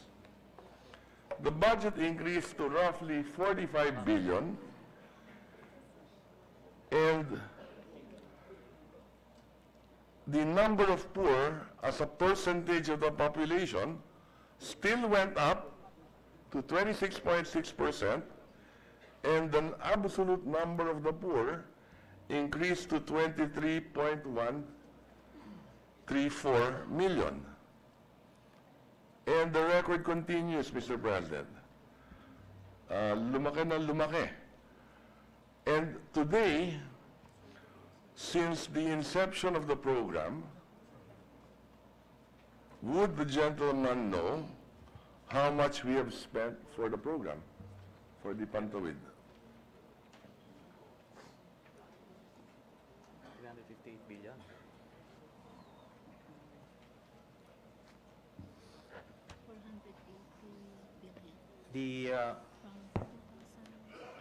From 2008 to 2018, Mr. President, the total amount allocated for this program is now 480 billion pesos, Mr. President. 564, di ba? Yes, okay. Now, if I were to include 2018, well, tapos na yung 2018, and, I'm sorry? No, 2018 and budgeting for 2019, because the budget for next year is another 88 billion. By the end of next year, we would have spent 564 billion. Yes, Mr. President. A little more than half a trillion. Now, may I know also from the DSWD if they are aware that most of this amount has been borrowed money? World Bank ba to, ADB?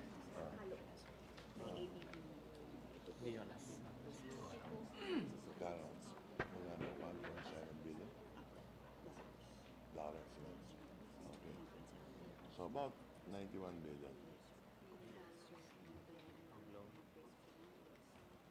So, 31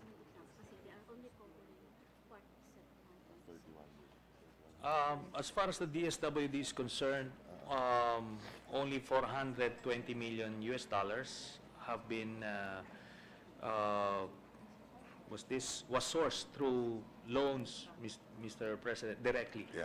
Mr. President, I just wanted to spread this on the record, that we have 5 loans with the World Bank and the ADB, totaling roughly $1.8 billion for this program. Okay? Ang nabayaran na natin dito is roughly about 31 million, if I'm not mistaken, on the principal. No? So, inuutang natin yung programang ito na this program, maliwanag, hindi naman kumikita. Dapat ang inuutang ng gobyerno, yung kumikita para may pambayad. And this one, we could fund this through our own revenue effort. I just wanted to spread that on the record as well, Mr. President. Now, okay.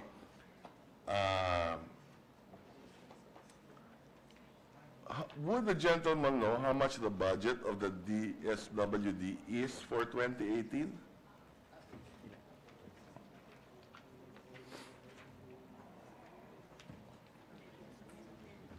For the whole department, Mr. President? Yes, for the whole department, it's about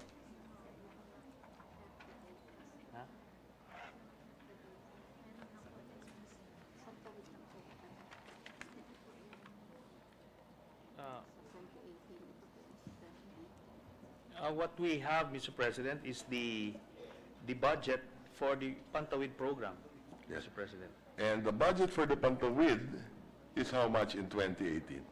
It's 700, yes, 89 billion, Mr. President. 89 billion for the Pantawid program. If I'm not mistaken, the total budget of the DSWD is 137. Isn't that correct? Yes, Mr. President. So the biggest item in the budget of the DSWD is the Pantawid program. Yes, Mr. President. The second biggest, if I'm not mistaken, is for the senior citizens, Yes, Mr. President. right? What is the third biggest item in the budget of the DSWD? Wala.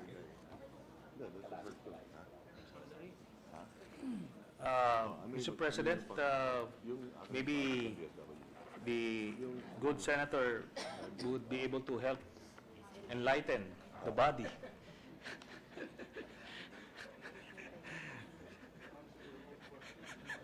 To answer his own question. Yeah. So you have the third is the protective services, and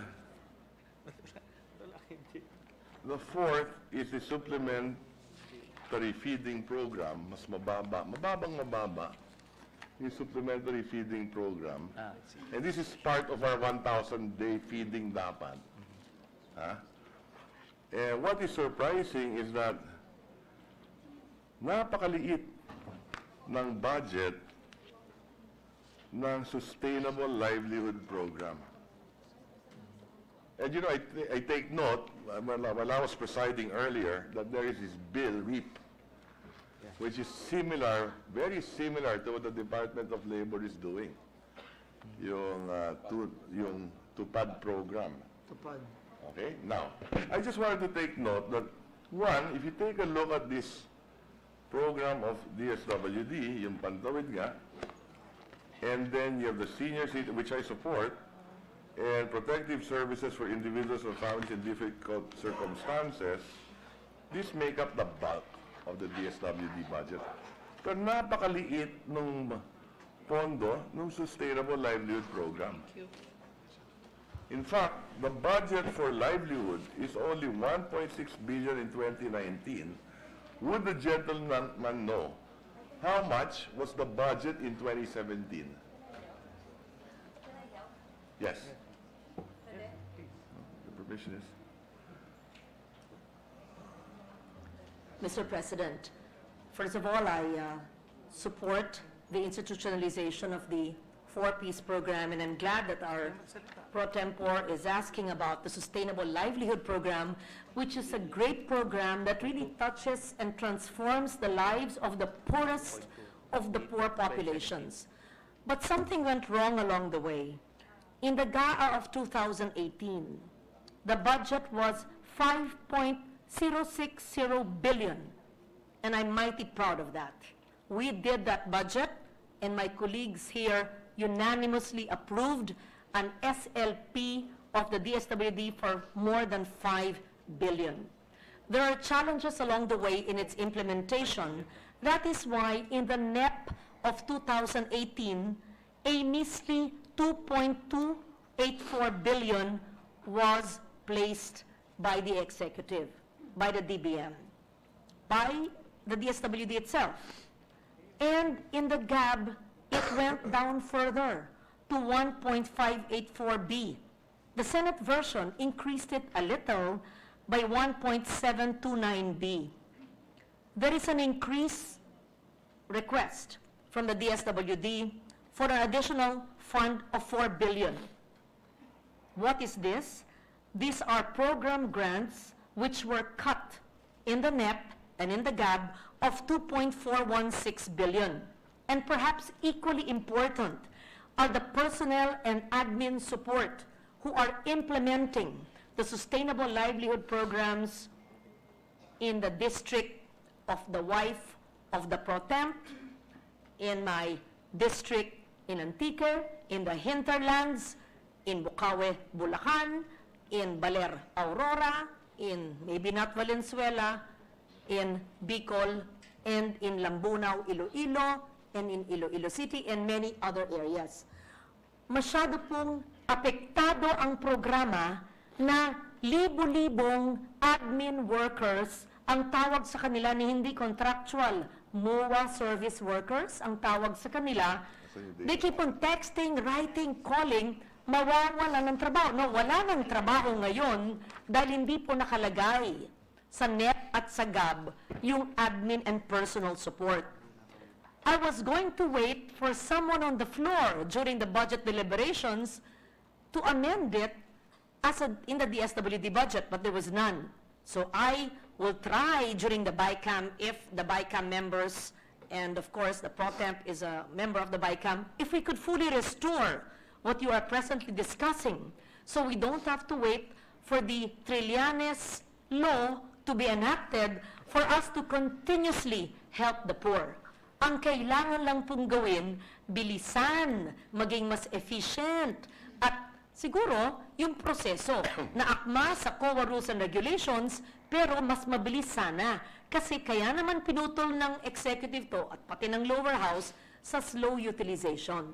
Pero yung dating 2 taon, naging 1 taon, naging 6 na buwan, naging 3 buwan, bumibilis na sila. So yun po ang gusto kong i-insert sa inyong diskusyon. I thank you very much for allowing me to clarify that. This 4 billion is not in the Senate version even. It was never in the NEP, in the Sustainable Livelihood Program. I hope that this is addressed in the Senate bill of Senator Trillanes, because if it's just the 4Ps, well and good.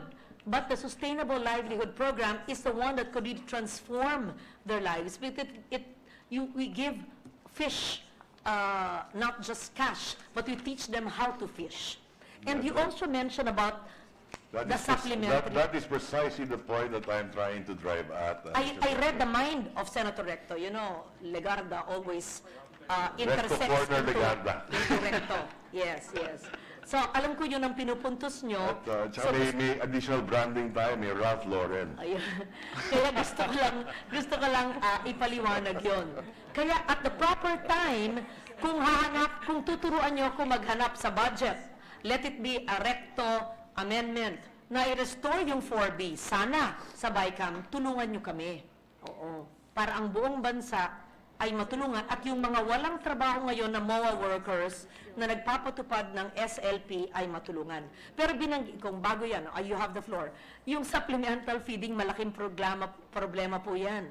I'm not sure kung 16 billion yung unliquidated sa DSWD because LGUs from 2001 have not liquidated advances from DSWD for the supplemental feeding program, and how the poor children now suffer from the non-implementation of a project because of an LGU that did not liquidate properly to DSWD. I've said too much. I've said my piece. I hope I've contributed towards enlightening. Thank you, Senator Legarda. You were recognized. Yeah. Definitely. Just to put on record the concerns of Senator Legarda, 3,000 will lose their jobs. The manpower of DSWD in 2018 is 28,000. You have 3,222 authorized positions, 2,842 filled up positions. You have job orders of 1,351. Ang malaking mababawasan yung Memorandum of Agreement Contract of Service, which is 14,189 in 2018. That will go down to 11,286 in 2019. So siguro yun yung sinasabi ni Senator Legarda nga hanapan natin ng pondo sa 2019. And I was going to get to that because later on, as I discuss how the programs are being implemented. And so it's important to take a look at the organization of the DSWD, including its manpower complement, to be able to deliver all these services as envisioned. Now, Mr. President, that is one of the points that I was driving at, is that napakaliit ng programa natin sa livelihood kumpara sa mga nagsasabing iba na dole out yung programa. Now, I take a look at the 4-piece bill. Nothing there is mandating that yung mga identified beneficiaries ng 4Ps ay magkakaroon din dapat ng programa sa sustainable livelihood. Mr. President, let me just direct the attention of Yes. the distinguished senator to Yes. Section 14 of the Yes. proposed bill, wherein the qualified household beneficiaries may avail of the modalities and interventions under the DSWD's Sustainable Livelihood Yeah. Program. May avail. Yes. That is not strong enough. That is the point.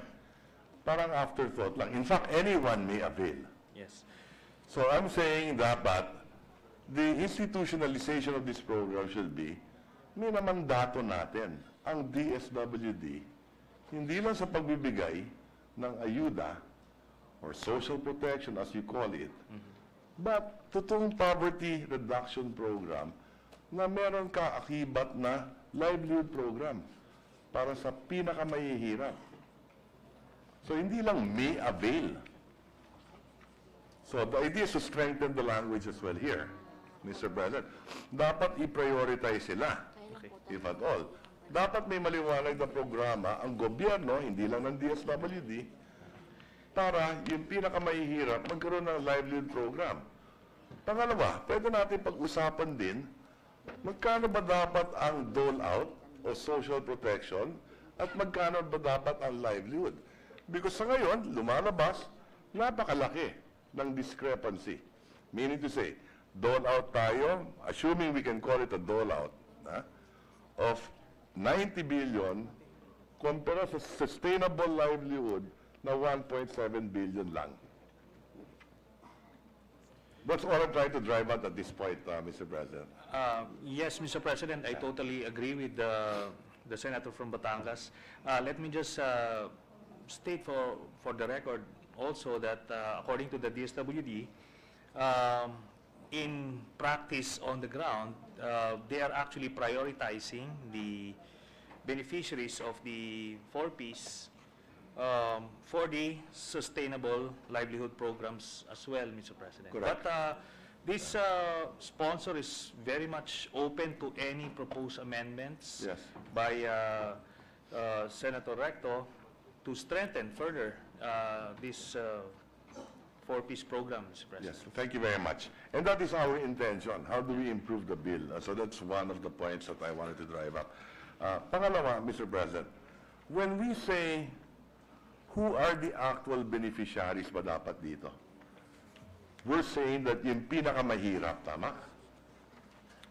And just for the record, Mr. President, sino ba ang nagbabayad nito nga pala? Who pays for this program?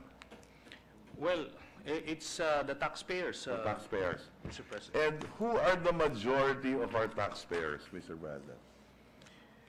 The majority of the taxpayers are the employed sector. Okay. Would the gentleman say that the majority of our taxpayers are actually middle class? And not the rich? Yes, yes. Middle and lower middle class. Mr. Yes. President. So in effect, the ones subsidizing this program are actually the middle class. Hindi naman pera galing to sa mayayaman sa totoo lang eh. Galing to sa middle class that are subsidizing the poor. Kaya mahalaga, we use these funds properly para hindi masayang yung buwis na binabayad ng middle class para tulungan yung mga mahihirap. In fact, ang programa dapat natin sa gobyerno, paano natin maiaangat yung mahirap para maging middle class. At yung matitirang mahirap lang ay yung tamad talaga. Pero lahat ng masisipag, mabigyan ng oportunidad, makaahon sa kanilang kabuhayan at pumasok sa middle class. Yan ang dapat pangarap natin. No? Now, having said that, Mr. President, this program is really envisioned supposedly to help the poorest of the poor, including the near poor. Is that correct? Yes, Mr. President, as a social protection measure, Yes.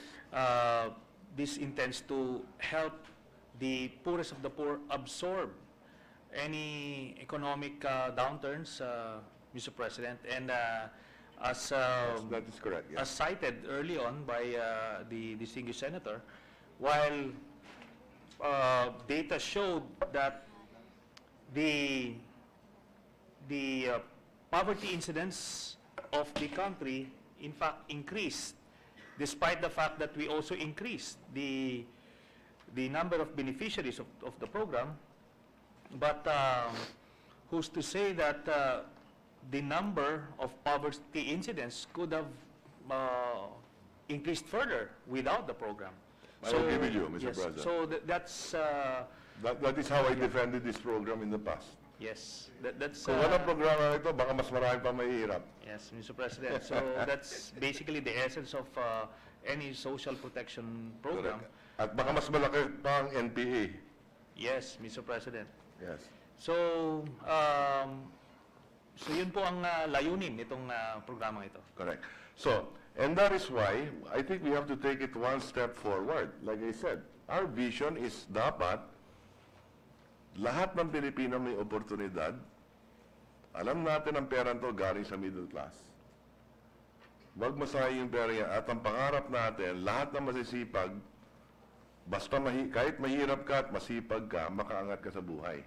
Mabigyan ka ng oportunidad.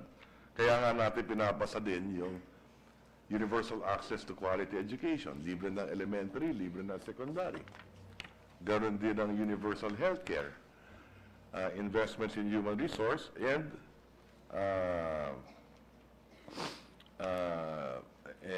these social protection programs, Mr. President. No? Now, so, ang target beneficiary natin dito is roughly 1/4 of the entire population. Is that correct? No, Mr. President. The pinakamahirap. Yes. Diba? More or less. In poverty incidence. Oh, yes, yes, in that sense, Mr. President. Which is roughly 1/4. 1/4 to 1/5 of the entire population. Now, would the DSWD tell me how many farmers and fisher folk are members of the 4Ps?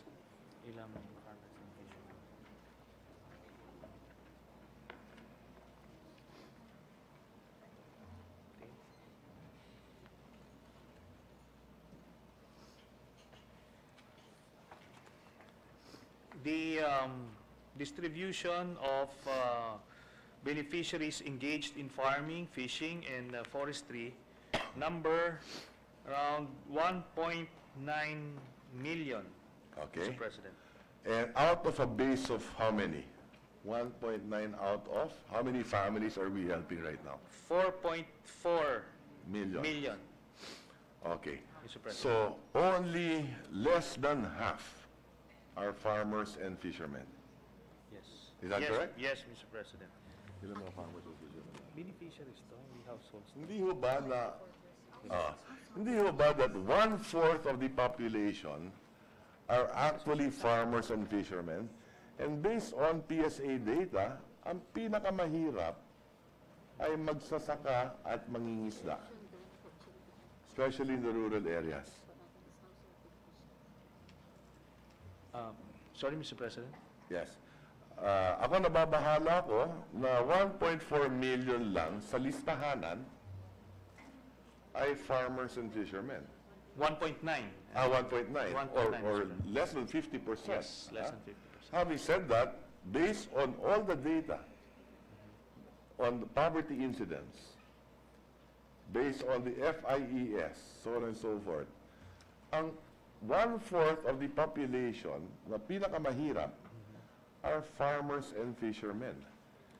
Shouldn't it be that more than 3.5 to 4 million should be farmers and fishermen? I totally agree, Mr. President. Yeah. Okay?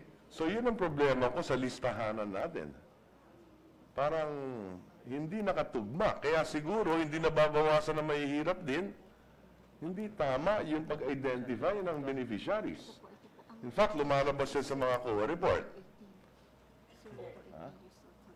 Pero ito, matagal ko nang sinasabi to, na ang pinakamahirap natin, magsasaka, mangingisda, at 2 milyon na walang kuryente. Nakaramihan din doon ay magsasaka at mangingisda. And then you have the urban poor.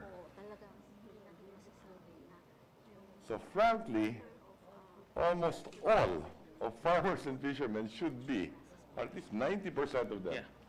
Well, I totally agree, Mr. President, that those engaged in farming should receive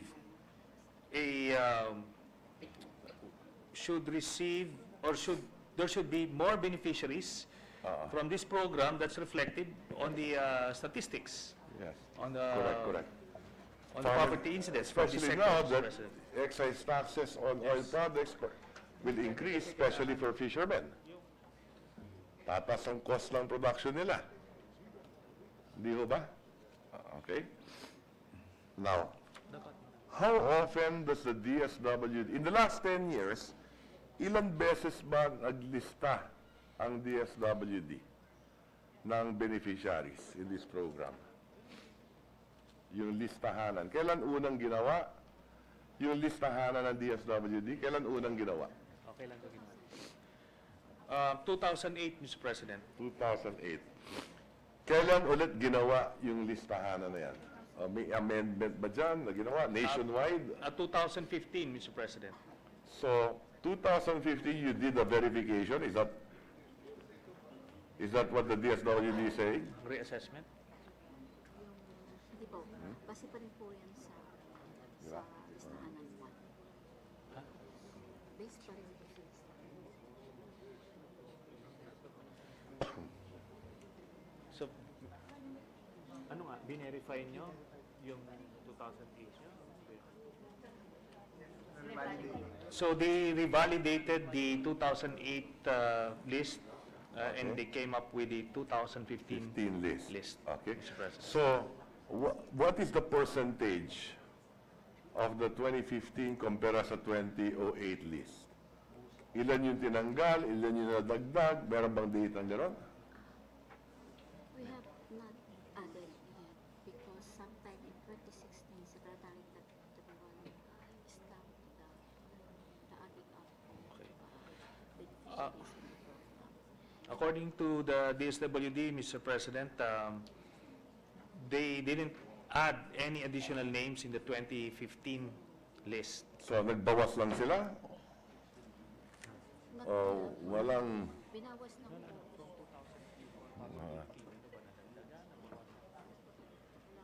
From 2008, hindi nga nagdaga. Ilan ang nagdaga? Next year nila gagawin na rin. 2015, ilan ang nagdaga? Okay. No. Yung list nyo. Mr. President, is the Senator asking the number of beneficiaries? No, I think the number of beneficiaries, maliwanag tayo, it's about 4.4 million, di ba? No. Yes, last Families. for 2017. But Yes.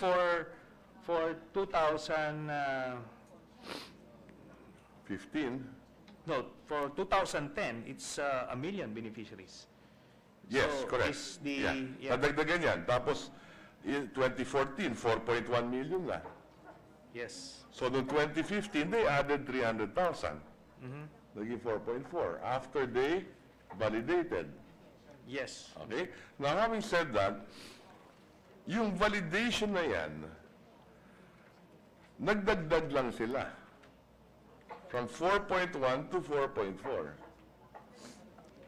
By and large. Hindi nyo chinek kung nag-umakyat na ng middle class tong ano, hindi nyo. And Yung yet- beneficiaries.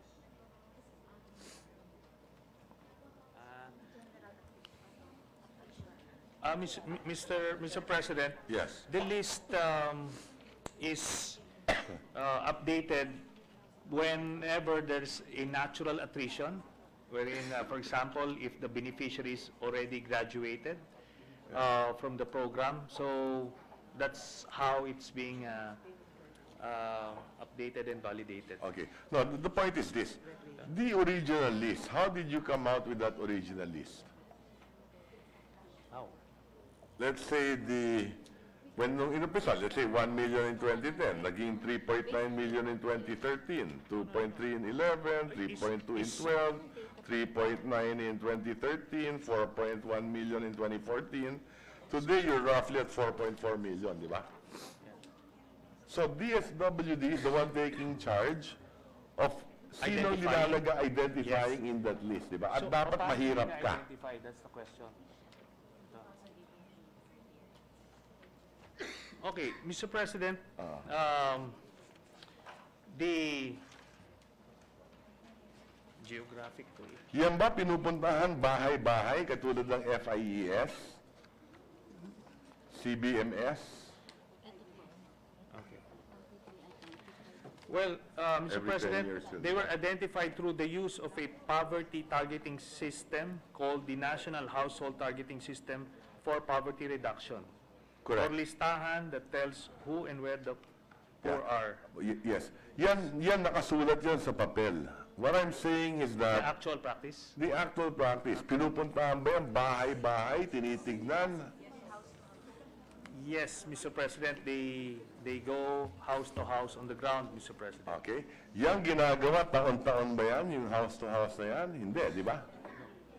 How often do you do the house-to-house? Every 3 years, Mr. President. I don't think you do that every 3 years. No, from 2015, so that's 4 years. So the last revalidation was 2015, then the DSWD... Ulitin natin, ha? I know that in the budget next year, nakikita ko eh, Yes, may 2019. budget for this next year, right? Okay, now, ulitin ko lang. Normally, ginagawa yan din ng kasama ninyo ang NSO o PCA na ngayon. Pag PSA. Pag ginagawa yung FIES, yun pinupuntahan yun bahay-bahay. Tama? And there are roughly 20 million households na pinupuntahan. Supposed to be bahay-bahay talaga yun. Okay? Hindi nyo ginagawa yun taon-taon, masyadong mahal yun eh. Okay? Yes, So when you revalidate, let's say next year, magkano ang budget ninyo for that next year? 2.9 billion. Ang budget ninyo next year. Hindi nyo mapupuntahan 20 million households. Ilan dito? Ilan yung totoong napupuntahan ninyo? Pinupuntahan lahat, hindi.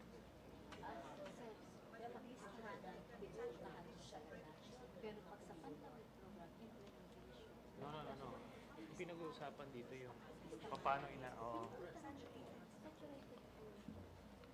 Okay, well, according to the DSWD, they go house to house on the ground whenever there is a validation or revalidation process. So the DSWD is saying is that you have the resources, the manpower to do this next year, and you're going to 20 million households. Is that what you're saying?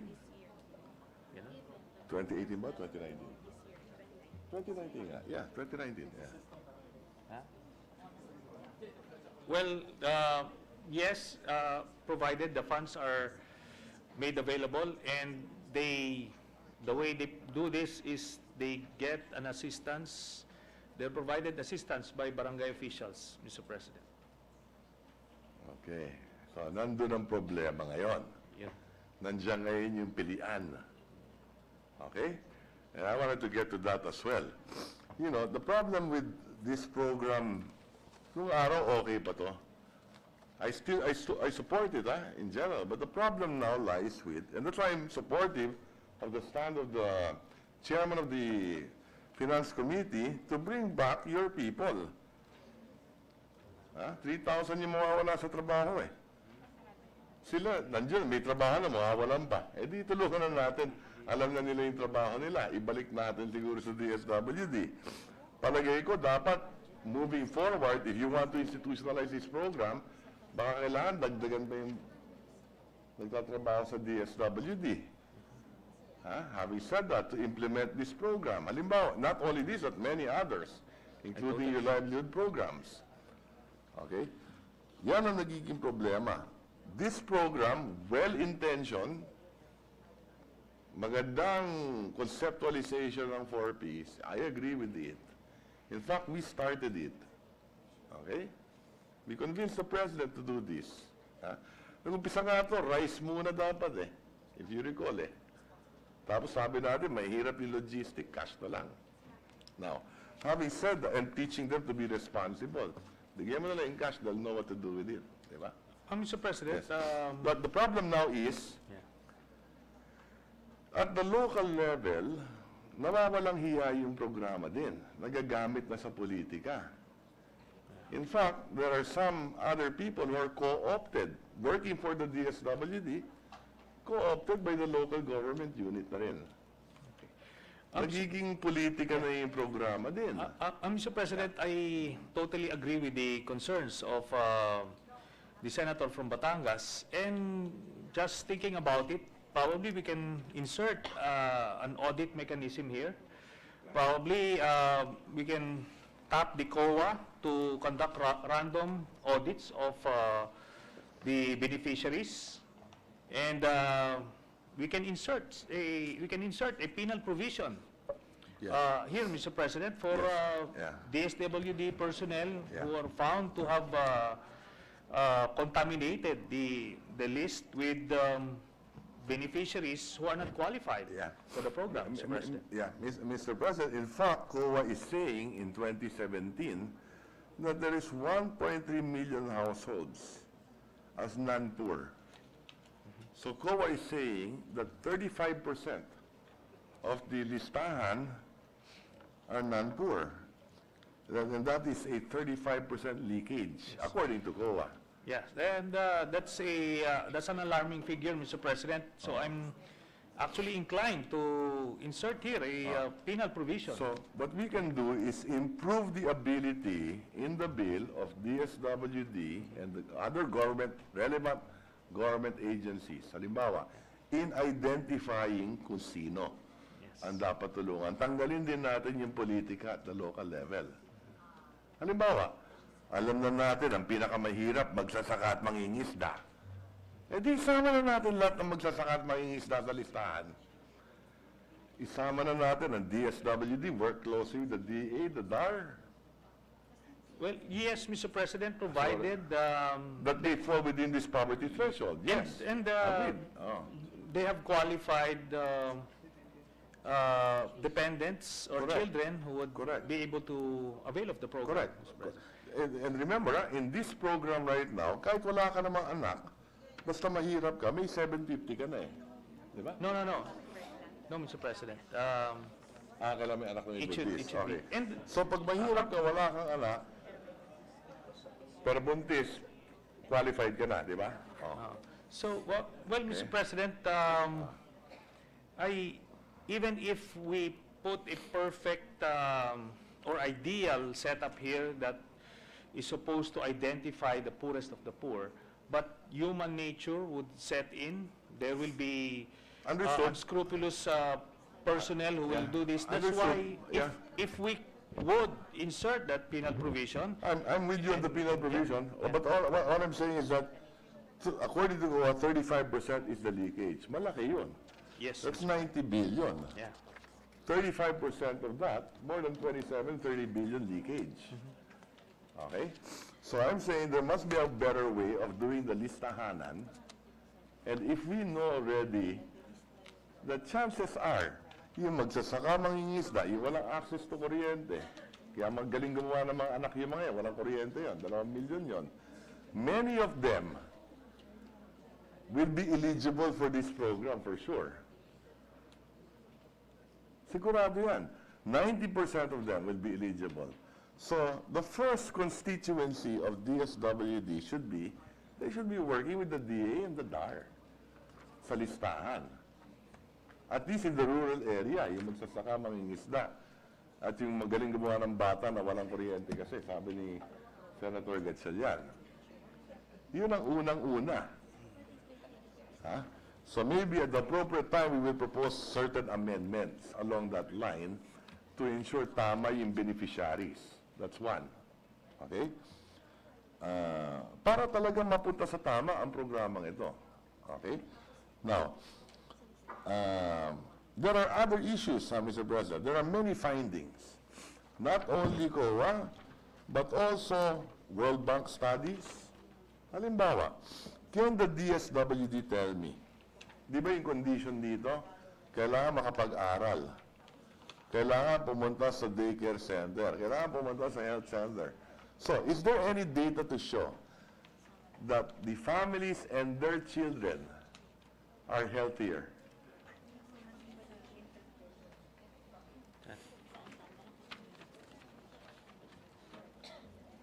After implementing it for 10 years. Okay.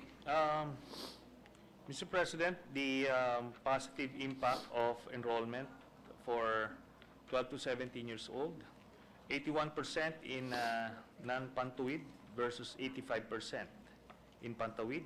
For 16 to 17 years old, So the difference is 4% lang, yes, 61% in non-Pantawid versus 71% in Pantawid. Positive impact on age-appropriate enrollment in high school, 12 to 15 years old at 67% in non-Pantawid, 73% in Pantawid. So very little difference. Lower dropout rates is observed in 12 to 15 age group within the sampling bandwidth. 3.9% in non-Pantawid versus 2.7% in Pantawid. So napakaliit ang diferensya. And we're spending 90 billion more for it. Now, nothing in the data also shows that they're smarter, healthier, taller, less undernourished, so on and so forth, di ba?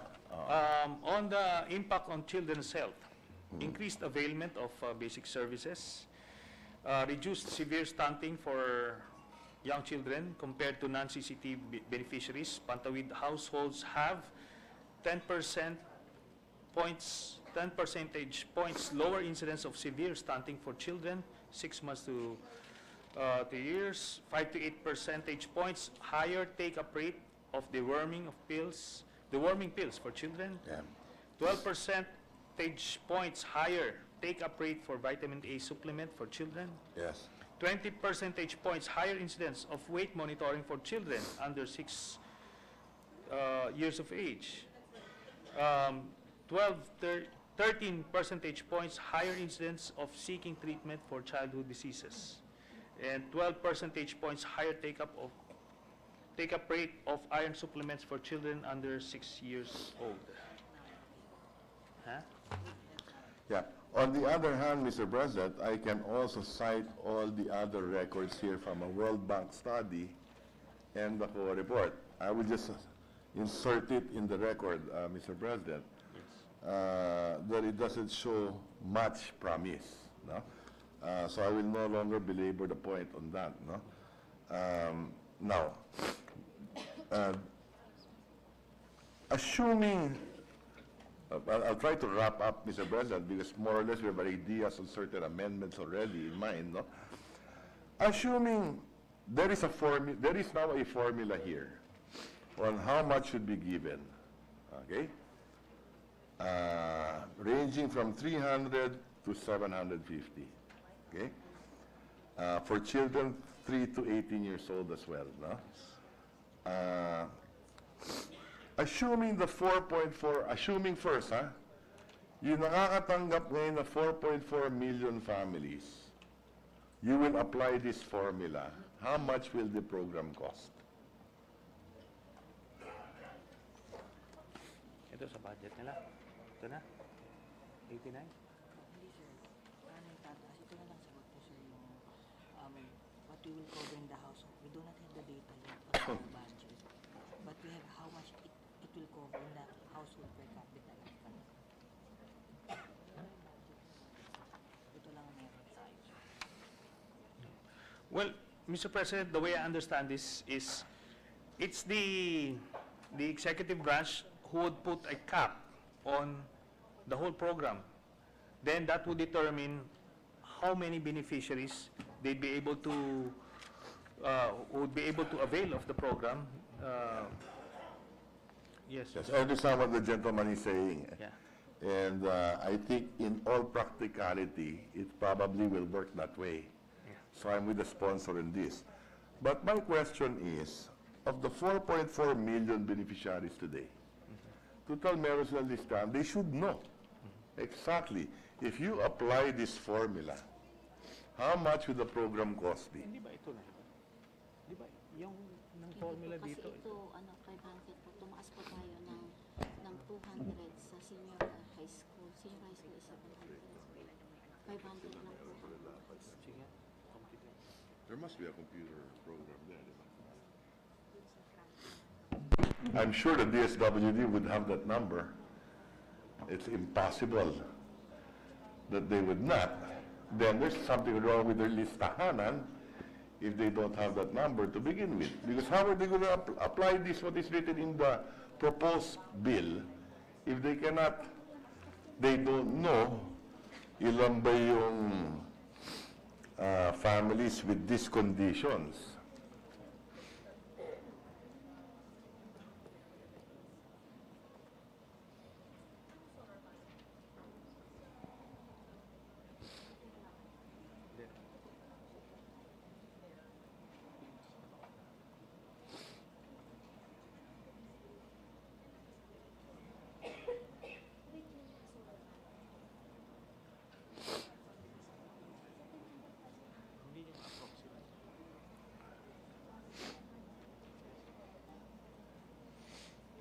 And while they're doing that, one question also. Why are we limiting it to 3 children? Why is there discrimination? First 3 ba yun? Last 3 ba yun? Or?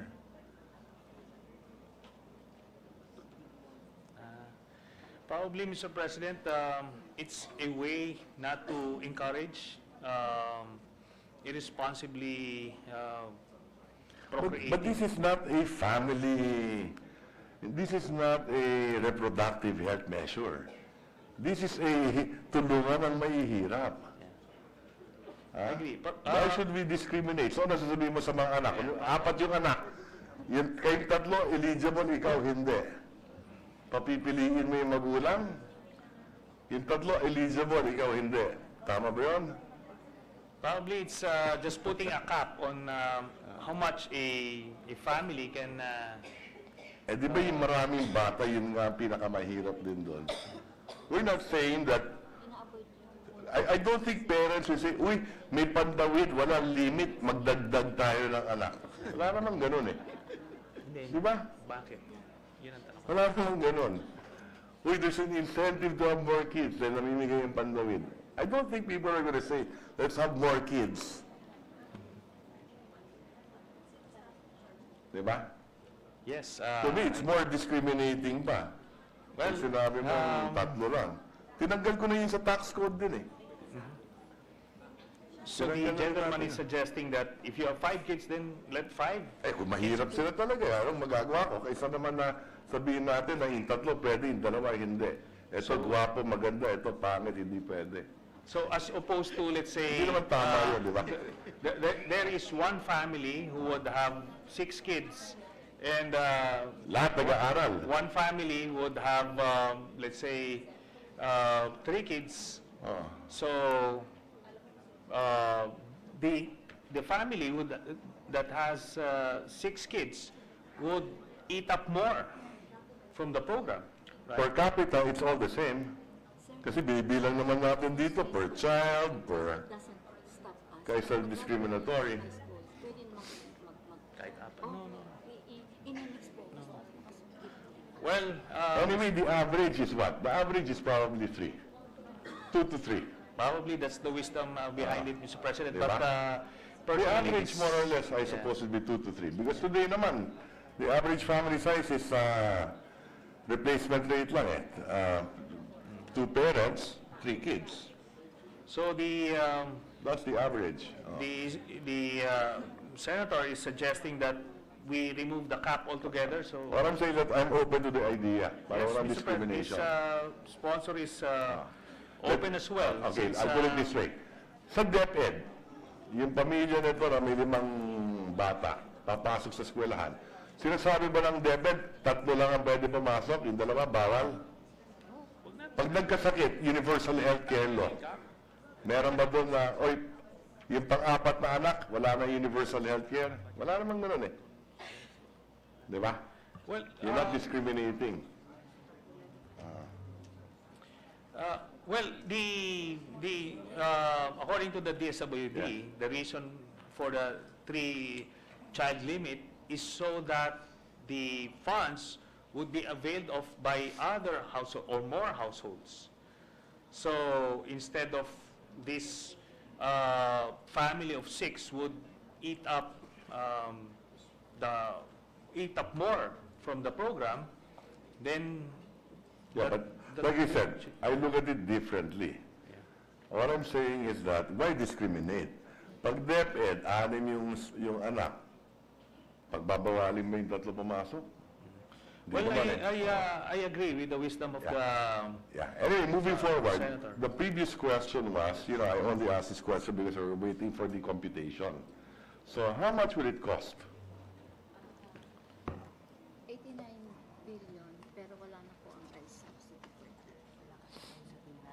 So the total would be 89 billion. So there's no increase? There's no increase because the rice subsidy has been removed. No, I understand that. But today, the rice subsidy, in cash, binibigay din naman yan. Well, the question is this, There are 4.4 million today. Okay? There are 4.4 million today. You're changing now the computation. Yes, Okay? Mr. President. Meron 300 grant per child enrolled in a daycare center. May 500 grant per child enrolled in a junior high school. 700 per child enrolled in senior high school. Okay? 750 nutrition grant per household. Okay? So having said that, that's 4.4 million families. If you apply this formula, what will be the amount? If we pass this bill, magkano yung halaga? If we pass this bill, Based on this formula, based on the condition of the recipients today, yes, Mr. how much will President. it be? Reckoned at 4.4 million beneficiaries, the total would be 89 billion, Mr. President. So same. Same. There is no increase. There's no increase. So the average family will get the same. Yes. Yes, Mr. President, but the rice subsidy would be removed Yeah, but already. that's part of it already. The rice subsidy is already part in 2018. Yes, but for the purposes of this... Correct. Yes. So the average family will get the same.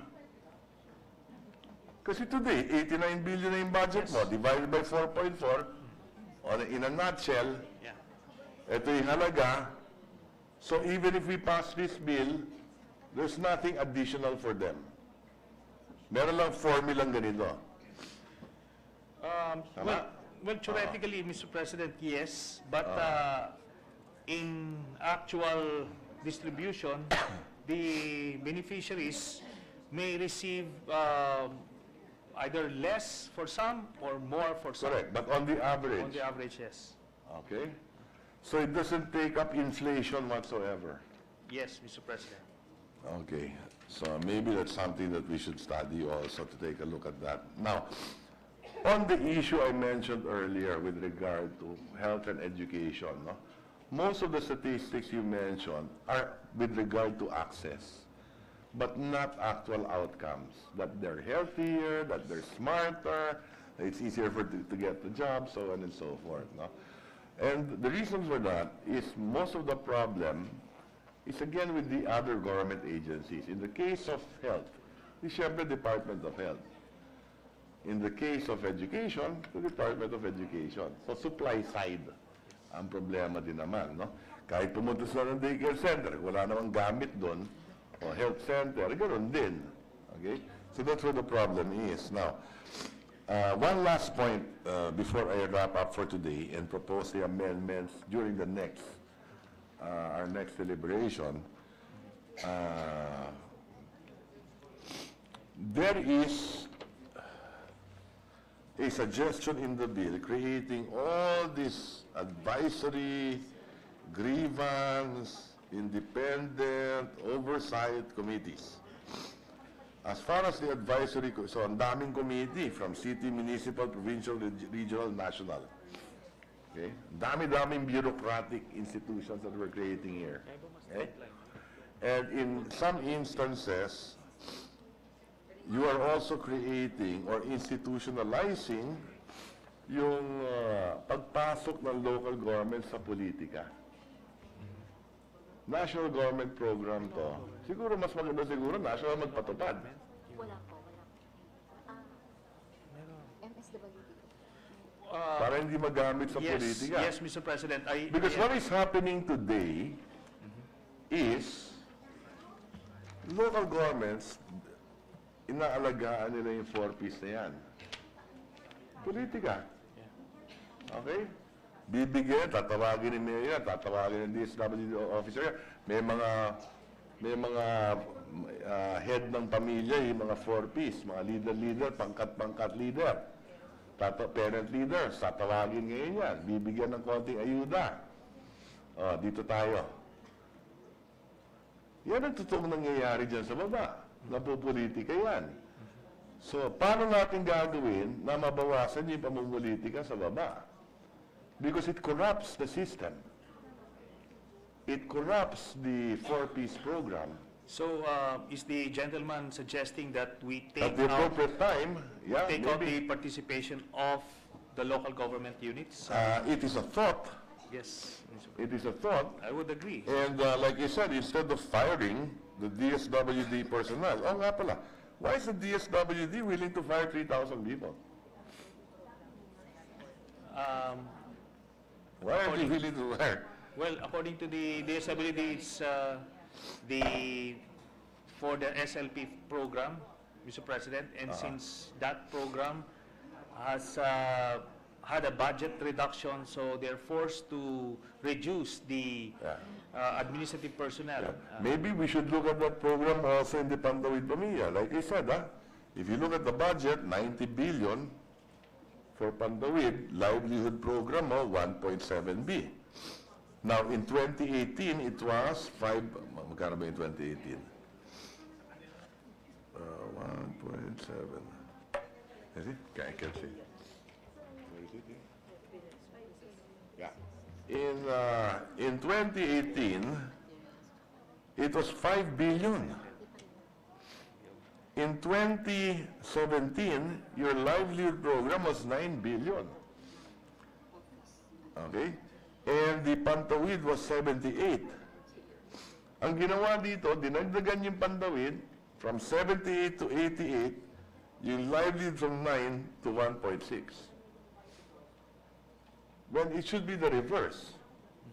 I would rather see, let's say, a 90 billion Pantawid, and if we could afford it, a 90 billion livelihood program. 50-50. Hindi puro. At yung nangyayari ngayon dyan, sa local na pamalaan, lahat ngayon, puro dole out na rin. Namumuliti ka na. Nationwide. Munisipyo, syudad, probinsya. Bilihan ng boto. Yan ang totoong nangyayari ngayon, Mr. President. Now, para tulungan natin yung mga mahihirap, mas mabuti, I don't have a problem with social protection, kaya nga natin pinapasa. Hindi na nila kailangan pumunta sa politiko. Universal access to quality education. Hindi mo na kailangan pumunta sa politiko pag natapos natin universal healthcare.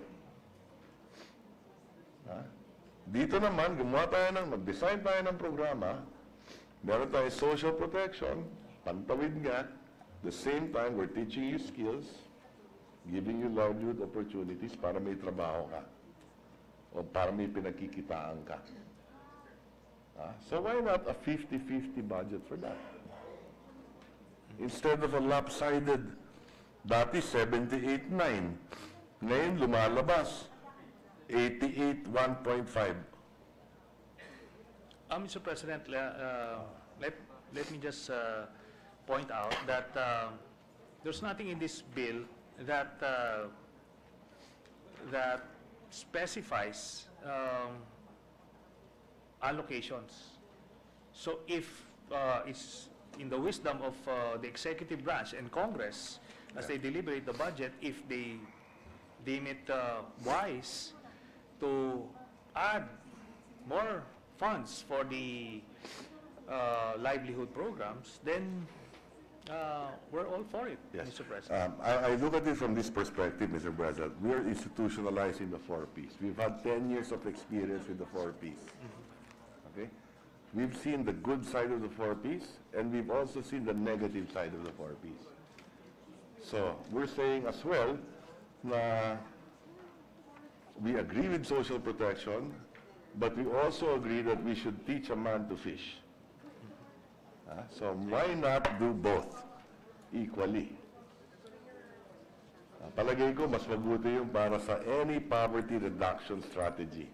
That is the point that I'm driving at, Mr. President. And I look forward with my good friend, my good sponsor of the measure, who is taking the cudgels also for my good friend also, the Secretary of, the former Secretary of Justice. Unfortunately, she's not with us here today. But let me put on record that once we get on break, I intend to visit the Secretary soon enough, Mr. President. So, at the appropriate time, we propose the amendments. Yes, and I am confident that the sponsor of this measure will have an open eye in accepting some of the amendments that we will be proposing. Thank you very much, Mr. President. Thank you to our sponsor. Thank you. Mr. President, this sponsor is always looking forward to the insights and wisdom of the great senator from Batangas, The maestro. Mr. President. Thank you, Senator Ralph Recto. Thank you, Senator Trillanes. Mr. Majority Floor Leader. Thank you, Mr. President. Mr. President, so that our colleagues can prepare their amendments, we move to suspend our consideration of Senate Bill number 2117. I so move. Is there any objection? Chair hears none. The motion of the Majority Leader is carried.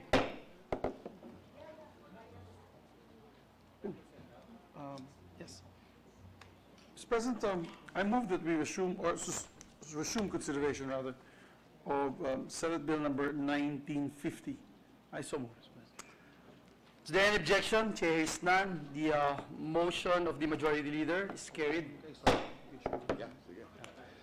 Thank you, Mr. President. Mr. President, this is the act reducing electricity rates by allocating the net national government share from an Alampaya natural gas project for the payment of stranded costs. Mr. President, the status is we're in the period of interpellation. May we recognize the sponsor, Senator Sherwin Gatchalian, and to interpellate the distinguished gentleman from Batangas, Senator Ralph Recto.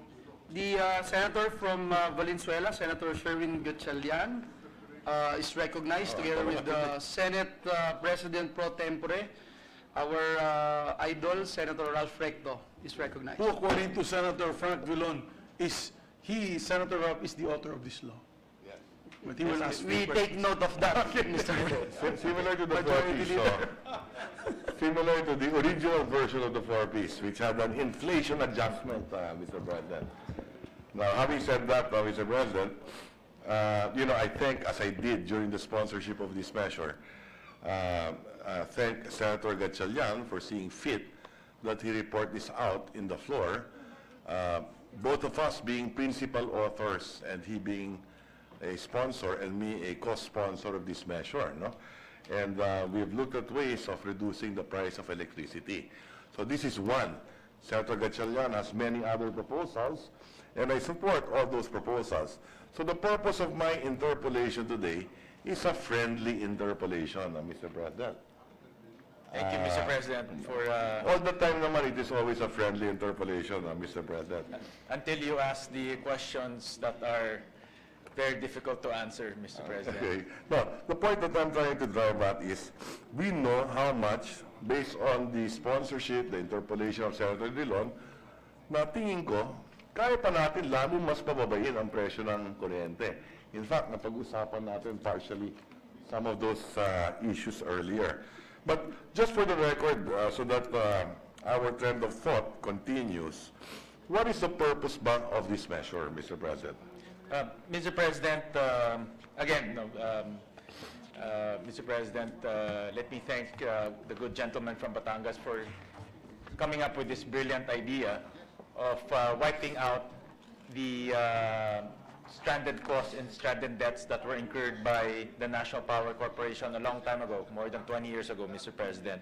And the intention of this bill is to use the Malampaya funds, the proceeds from Malampaya, to completely pay the stranded costs and the stranded debts, Mr. President. Okay. So what the gentleman is saying is that the purpose of this measure, one, is hopefully to reduce the price of electricity. Correct, Mr. President. Okay. Two, kaya mahal din ang presyo ng kuryente sa atin is because maraming utang ang gobyerno nung araw sa National Power Corporation na linipat sa PISAM, kaya tumaas ang presyo ng kuryente na lahat tayo magbabayad. Correct, Mr. President. Correct. So that's correct. Now, may kinikita ang bansang Pilipinas doon sa gas natin, sa Malampaya, malapit sa Batangas, malapit sa Palawan. Correct, Mr. President. Na kumikita tayo dyan at yung perang yan hindi nagagamit. Hindi nagamit, Mr. President. The last time nagamit ko yung pondo was 2013. At nung ginamit yung pondong yan, puro kalokohan pa nangyari. Yes, Mr. President. The intention was to use the funds for energy development, meaning maghanap pa tayo ng iba pang oil and gas. But as I mentioned earlier, as I mentioned yesterday, nagamit po sa DPWH, nagamit po sa Department of Agriculture, pati Department of Agrarian Reform, nagamit po yung pondo na wala naman pong kinalaman sa energy development. At hindi lang yun, nawalang hiya pa yung pera. Correct, Mr. President. Maraming kaso sa ombudsman. Correct, Mr. President. In fact, this is a subject of many cases at the Sandigan because of the misuse and basically naabuso po yung pondo, Mr. President. Now, if we were to use this money to pay off the debts of PISAM, ibig sabihin, bababa yung bayad natin mga consumer sa kuryente natin. Dahil sa consumer bill natin na tinatawag na universal charge. Tama ba yun? Correct, Mr. President. Papakita ko lang po sa screen, Mr. President, on slide 47. Okay. Ito po yung typical bill na nakukuha natin every month. And if you scrutinize the bill closely, you will see universal charges. And it's broken up into 4 items, sub-items. And dalawa po doon, it's written NPC stranded contract cost and NPC stranded debts amounting to 0.23 centavos per kilowatt hour, Mr. President. Okay. So, dito sa bill na yan, ang halos kalahati ng subtotal na 322 galing doon sa dalawang yon. Correct, Mr. President. Halos almost tama, kalahati po. Almost half. Okay. At tayo ngayon ang isa sa may pinakamataas na kuryente sa buong Asia, di ba? Pangalawa sa Japan, Mr. President. Okay. And that is one of the reasons why siguro mababang foreign investment sa bansa. Correct, Mr. President, because like many other industrial nations, electricity is an important component for manufacturing, for hospitality business. Kaya po mababa yung attractiveness ng bansa natin when it comes to this. At kung mababa ang attractiveness natin, konting trabaho ang nagagawa. Correct, Mr. President. Correct. At mas marami ang mahirap. Is that correct? Correct, Mr. President. That's why yung 4Ps kailangan. Dahil walang trabaho at dumadami po yung mahirap. At dito po papasok yung bill ni Senator Trillanes to institutionalize the 4Ps. Okay. So, sa madaling salita, okay, magkano ba ang utang na inumpisahan ng PISAM noong 2000 after the IPIRA law? Okay. Mr. President, on slide 2, at one point, ang utang po ng PISAM umabot po to about 1.2 trillion pesos in 2013. But over time, PISAM has been selling assets, has been selling generation assets and land. They managed to pare down the debts to about 466 billion by 2017, Mr. President. So, kalahating bilyon pa rin po ang utang ng... So, ganun kalaki. Ganun kalaki po, Mr. At yan, sinisingil sa atin yung kuryente, a part of that, right? Correct, Mr. President. Correct, Mr. President. Okay. Yan po yung binabayaran natin as electricity consumers. In other words, 0.23 centavos pumupunta po sa pagbayad dito sa utang ng PISAM. Okay. The others are yung assets ng gobyerno, yung mga power plants na binenta, pambayad din yan. Correct, Mr. President. Privatize na. Na pina-privatize na. And tuloy-tuloy po yung pag-privatize. No? Okay, okay. Now, ang natitirang utang 466. Correct, Mr. President. Eh kung ibenta natin lahat ng assets, magkano pa yun? Mr. President, I have a list of assets on slide 12. Although wala pang value yung list of assets, Mr. President, but meron pa silang approximately 5 generation plants. Kasama na ho dito yung Agus Pulangi in Iligan and 3 IPP contracts, Mr. President. There are no values yet because the values are really determined by the market, but these are the remaining assets of PISA, Mr. President. Those contracts could still be worth about $5 billion. Can be, Mr. Initial President. look. Huh? Can be, Mr. President. Okay, at least, huh? Okay, so having said that, Mr. President, so the idea is pag nabenta yan, mababawasan yung charges dapat sa atin bilang consumer, di ba? Correct, Mr. President. Kaya lang wala pang gusto bumili. Wala pa, Mr. President. Like, for example, in Agus Pulangi, marami pong, a lot of the Mindanao legislators filed bills to prevent the privatization of the Agus Pulangi power plant. So, there are some political complications in some of the assets, Mr. President. Yes. Okay, now, today, meron ba tayong pondo sa Malampaya? Yes, Mr. President. How much is the balance sa Malampaya na natitira? On slide 8, Mr. President, the balance is about 204 billion pesos, Mr. President. Okay. Na may utang ang PISAM na yearly na binabayaran, may cash flow issue yan, di ba? Yes. Meron po. And if you were to apply the 204 billion doon sa cash flow na kailangan ng PISAM, or before I ask that question, hindi ho ba tama that moving forward, tataas pa ang presyo ng kuryente? Yes, Mr. President. Yung mga recoverable cost pa sa naka-file sa ERC? Correct, Mr. President. May mga naka-file pa sa ERC, and let me just pull out slide 10. There are numerous applications filed in the ERC, and ERC is also quite hesitant, no? And delayed in approval. Para maintindihan ng ordinaryong tao to, kung mahal na yung kuryente ngayon, tataas pa ng 86 centavos. Correct, Mr. President. Tataas pa siya. For example, kung wala ho tayong ginawa, no, if you don't apply the Malampaya funds, tataas pa ho siya ng 0.86, Mr. President. Okay. If we apply the 204 na natitira sa Malampaya, magkano na lang ang itataas?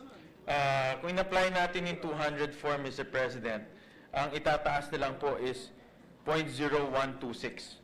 So 12 centavos na lang? Correct. Actually, 1 centavo, Mr. President. No? 1 ba or... tama. 1.2 centavos na lang.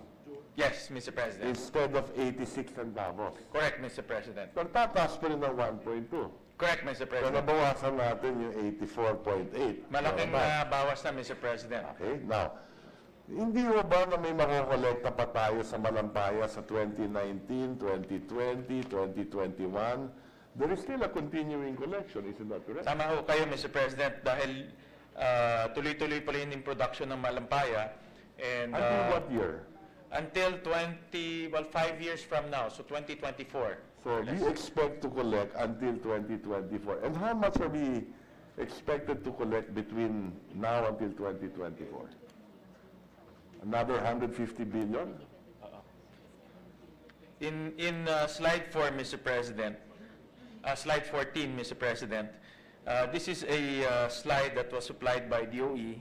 They projected the proceeds na makukuha natin sa Malampaya, from 2019 to 2023, approximately 97 billion po ang makukuha pa natin Okay. from Malampaya. At kung yan gagastusin natin, gagamitin natin pambayad ng utang ng pisang, magkano pa, meron pa bang 12 centavos na tataas o hindi na rin talaga, or 1.2 centavos na tataas, or bababa na yung presyo ng kuryente? Tama po yung punto nyo, Mr. President. That's why I'll pull up slide 46. We were supplied by PSAM the cash flow. At dito po sa slide, we can see na pag in-apply natin yung 204 billion, may matitira pang 36 billion na deficit. Which is the 1.2 centavos. Correct, which is the 1.26 centavos. So, yung nasabi nyo kanina, to apply the future earnings, basically mawa-wipe out ho yung 36 at completely mazizero na yung stranded cost and stranded debt. So if you apply the 100 billion, posible, mawala na yung 1.2 centavo, increase na lang, we save the consumer the 86, and kung may 64 billion pa, doon sa 36, 100 billion Correct. bababa ng 2.4 centavos pa. Kasi if 36 is for 1.2, yes, Mr. President. Yes. Roughly. Yes, roughly. pwede pang bumaba pa ng additional yung presyo ng Correct. kuryente. Mayroon pa tayong sukle na more or less about 60 to 70 billion, Mr. President. So at the appropriate time, would the gentleman agree, kung tapos na yung debt because of this, yung sa stranded contract costs and ano ito? Stranded debt. Stranded debts, matatanggal na natin. We can apply the balance to the other items in the bill. Mr. President. Other items in the universal charge. Correct. Mr. President, the remaining items, may dalawa pang items dito on slide 47. Ang natitira po dito yung missionary electricity and environmental fund. Yeah. Okay. In missionary electrification, missionary electrification po, ito yung ginagamit sa mga isla. Yes. No, to subsidize the power ng mga nasa isla. Correct. In environmental fund, this is up to us, no? Discretion to ng Kongreso kung papayagan natin. But ito yung ginagamit sa mga tree planting in the hydropower plants. Or even the fit-all. We can apply it. Basta the idea is to reduce the price of electricity. In theory po, kung kakayanin po.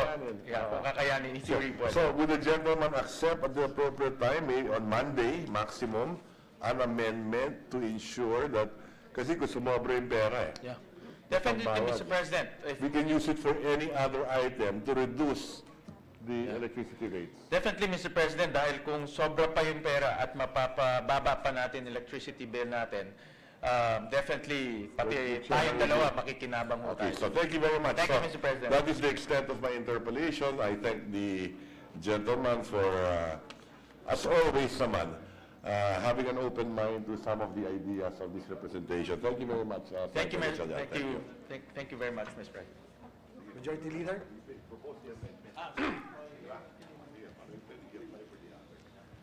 Thank you, Mr. President. I believe, may I ask for 1 minute suspension, Mr. President? Suspension. Chair, 1 minute suspension. are you going to ask on this, Tito Frank? Are you going to ask on this? Because it's the batas na to?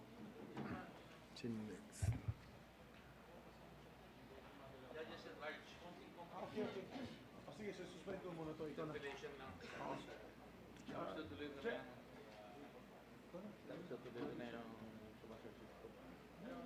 So judges at large na. Will you do amendments now or no more? So you suspend the consideration muna? Huh? Monday na lang? Okay. Mr. President, ready to resume. Session is resumed. Mr. President, I move to suspend Senate Bill number 1950. I so move, Mr. President. Any objection? Senate Bill number 1950, other committee report number 426, consideration is hereby suspended. Mr. President, I move to resume consideration of Senate Bill number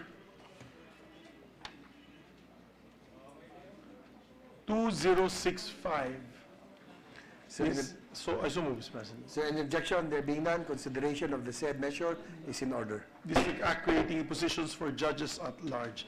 May we recognize the sponsor, Senator Richard Gordon, to defend the measure and to interpolate our distinguished Minority Floor Leader, Senator Frank Drilon. Senator Gordon is recognized, and likewise our Minority Leader. Thank you, Mr. President.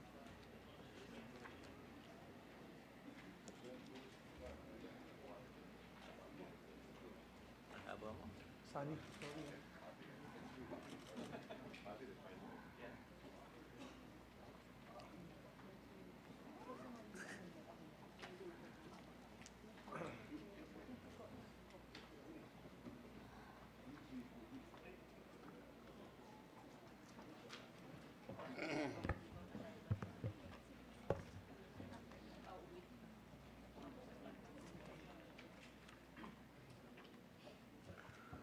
Will the gentleman yield, Mr. President, to the floor for a few questions on the spirit of interpolation?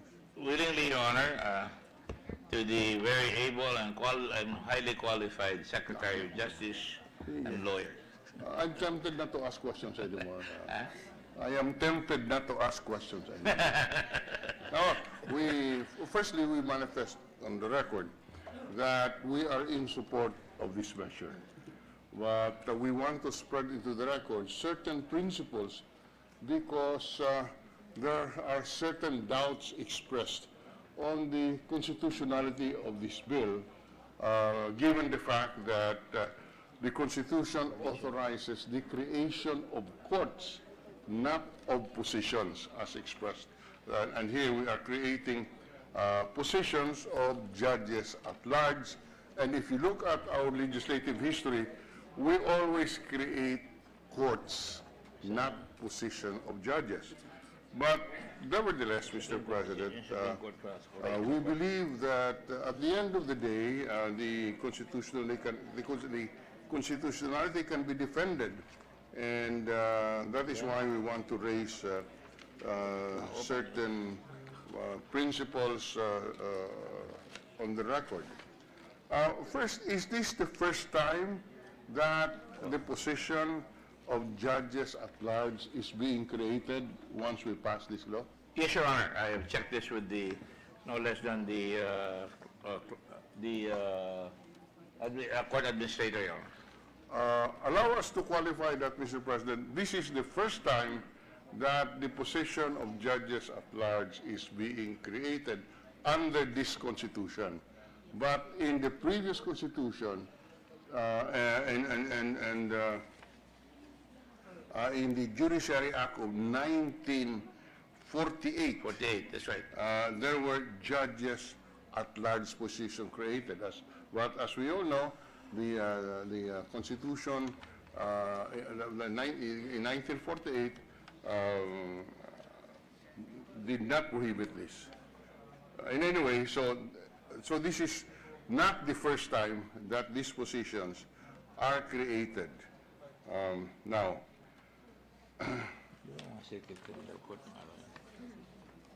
would the gentleman be able to spread it to the record the rationale for doing away with the concept of judges at large in 1948?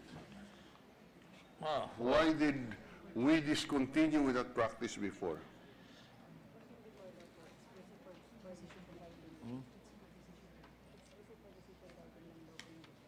Exclusive for?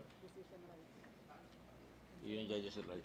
Well, Your Honor, I'm told that under the Judiciary Act of 1948, this was a resort made by the Supreme Court and the Congress to see to it that in the writing of decisions, they could support the existing judges at the time, Your Honor, because obviously they could not keep up. So they were assigned mainly to write decisions, Your Honor. Mm-hmm. So that was the rationale later on that was used in the later law and the Constitution. Yeah. So that the policy enunciated then was that the judges should enjoy security of tenure in the post that they have been appointed to and should not be subject to intimidation or harassment, even by from the members of the Supreme Court or the court administrator at that time. That is very correct, Your Honor. I agree with that thinking, Your Honor. Now,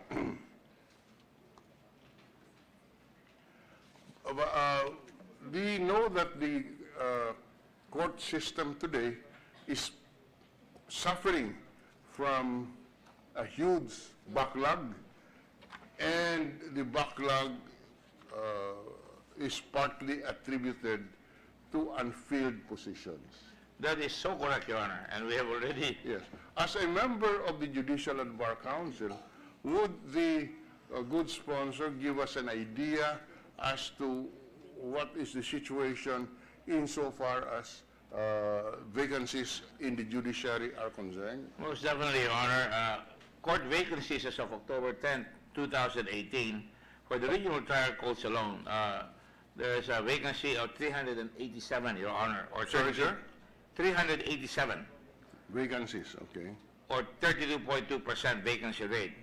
For the family courts, they have 50 vacancies, Your Honor, or 51.0%. For the MTCs, Metropolitan Trial Courts, they have 53 vacancies, Your Honor, or 31.4%. The municipal trial courts in the cities have a vacancy of 51, or 19.7%. The municipal trial court is 109 out of 1,400 municipalities throughout the entire country, 29.5%, Your Honor. For the municipal circuit trial court, there's an even bigger vacancy of 125, Your Honor. And for the Sharia District Court, there's 4, and at the Sharia District Court, and for the Sharia Circuit Court, it's 28, Your Honor. Unfortunately, Your Honor, the case load is really awful for all these, from the Supreme Court down to the family courts. They are totally throttled and exacerbated by pending cases, because some of the cases, for example, in the family courts alone is 103,500, pending cases is 65,983. For the lower courts, it's 1,250,396 cases, Your Honor. 1,250,396. And the pending cases are 809,759. When you go to the Supreme Court, the caseload is 14,411, and the pending cases are 8,726. Now, of course, this applies to the lower courts, Your Honor. And I'm just saying the very, very bad situation that the system of justice in our country is exposed to at the moment. Yes. Cannot be said better than how the good sponsor described it. But so in summary, how many positions as of October 2018, how many, we're just talking about judges' position vacant.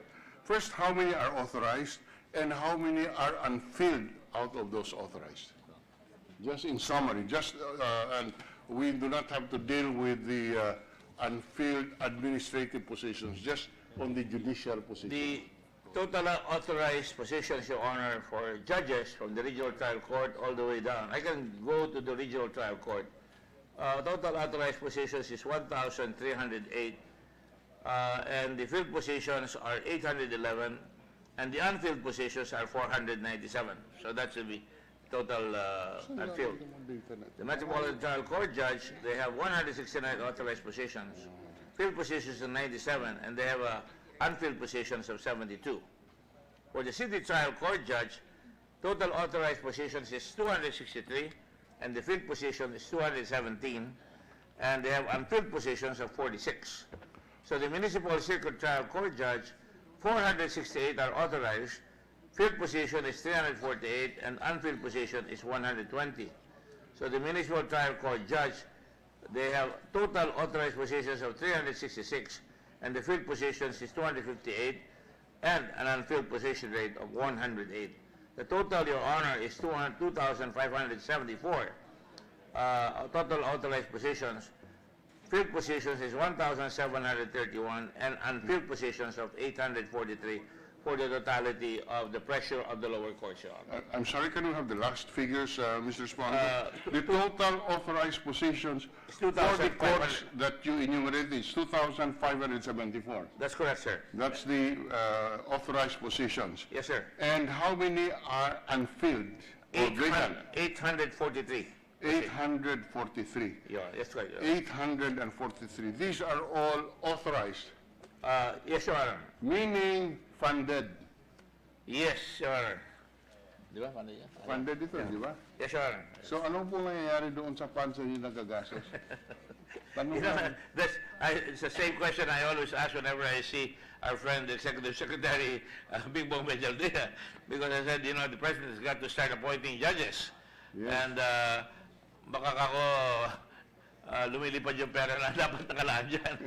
Anyway, so there are 843 vacancies. Why can these vacancies, why are these vacancies not being filled up? Or maybe the fairer question is, has the unfilled positions declined over the years, or have they increased over the years?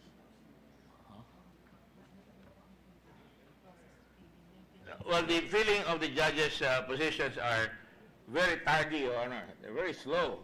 I don't know if they have increased. I think they have increased now, the unfilled positions, di ba? Through the years. I don't know if it is at its highest point. Yeah, so that's why my question, I think it's a fair question to ask. Yes. The gentleman sponsor said as of October 2018, there were 843 unfilled or the authorized positions. The question that we have is, if we compare this to 12 months prior, say in October of 2017, is there a decline in the number of filled positions, or was there an increase in the number of filled positions?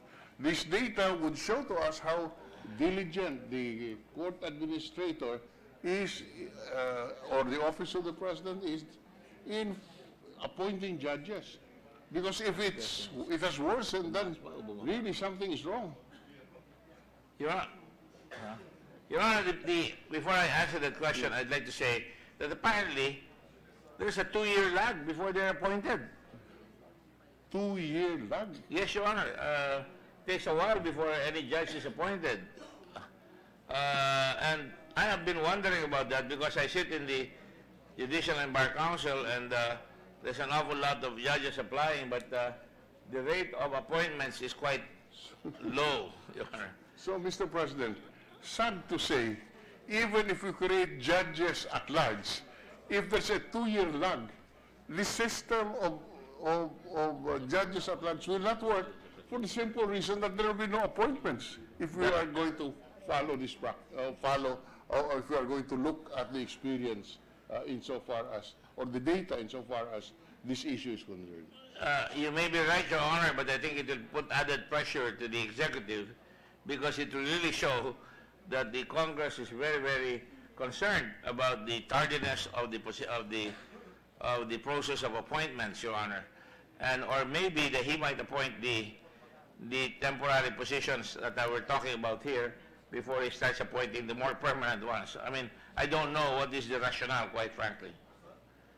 Because, well, regardless of the rationale, what we are concerned, Mr. President, is if there are 843 vacancies, and among the reasons that the gentleman points to is the lag in the appointment, then we will find the same situation even if we create 100 or 50 positions for municipal trial court judges at large and 100 positions for RTC judges at large. Ganon din po yung lalabas. Well, Your Honor, let me just assure the gentleman, the distinguished gentleman, because that with respect to all he's saying, and I agree with it, I think there should be an effort by the leadership here in the Senate and the JBC chairman, the representative of the Senate, to try and approach the President and say that there is a serious situation. Because even if he appoints them, Your Honor, some of them, the only thing that I can see is that the Supreme Court will have more leeway in moving these judges at large to positions where they have a very, very high rate of cases, Your Honor, heavy load. So maybe with the appointment of these judges at large, the Supreme Court may have more leeway to appoint them to these areas. Yeah, these judges at large will be assisting judges in courts where the caseload is very heavy. Excuse me? They will be assisting judges. That's correct. They will not occupy the sala. They will just be temporary, and they know it. So when their term is over, they can apply for the regular sala. Going back, Mr. President, can we spread it to the record? If the data is available, how do we compare the vacancies in October, as of October 2018, as compared to the vacancies as of October 2017?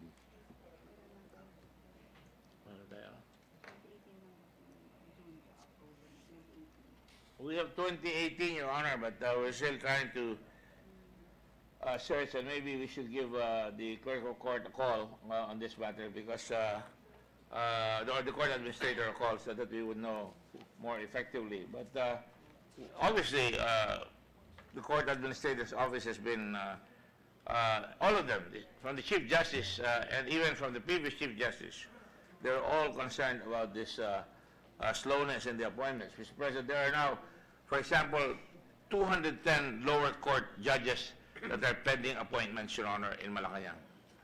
210. And 3 Court of Appeals justices and 2 legal education board, 1 Sandigan Bayan, and 1 Supreme Court vacancy that has yet to be filled, Your Honor.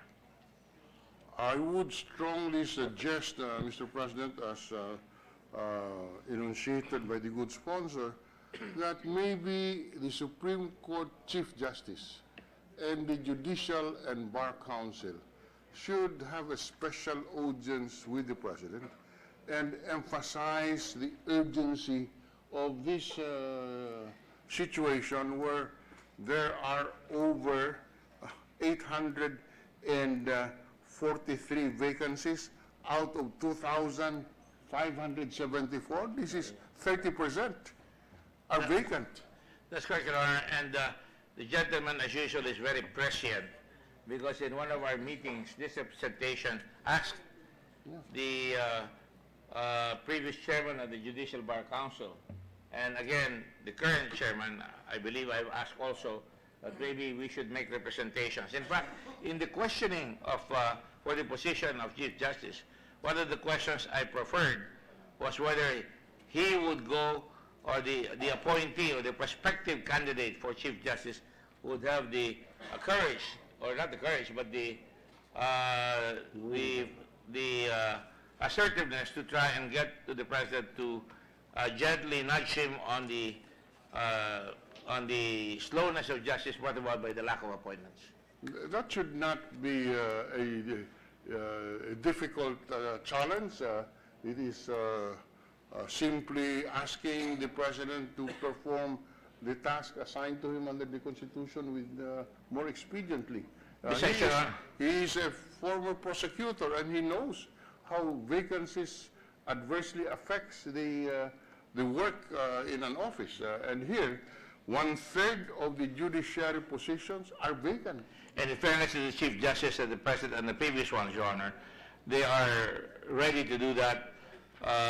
And I have even been nudging the Sambeda members of the Judicial Bar Council to try and get the old boys school or the old boys club to try and get it done. Maybe if they were from UP, it might be faster. Okay, Mr. President, talking about the JBC, are the temporary judges subject to the procedure of being nominated? Most definitely, Your Honor. they will be subject to the JBC. So the President can appoint only temporary judges from those nominated as temporary judges by the Judicial and Bar Council. Yes, of course, Your Honor. That adds more pressure, I hope.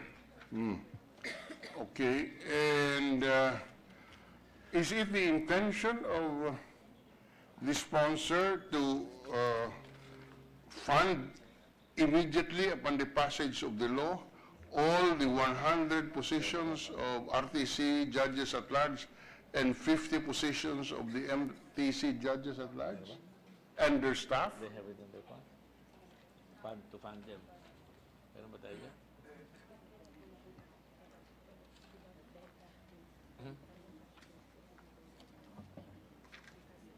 Well, according to my source, Your Honor, what?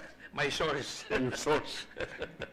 My spurious source. There is a statement made that they will try to insert it in their current budget and try to bring it to the attention again of the budget here in the May we request that before we approve this bill, a program of work first be submitted to us and outline the schedule of hiring, because I know for a fact that it is so difficult to get nominees.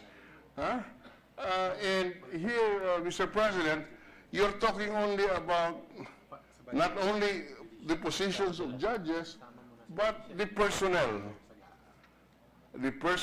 in each sala. I think,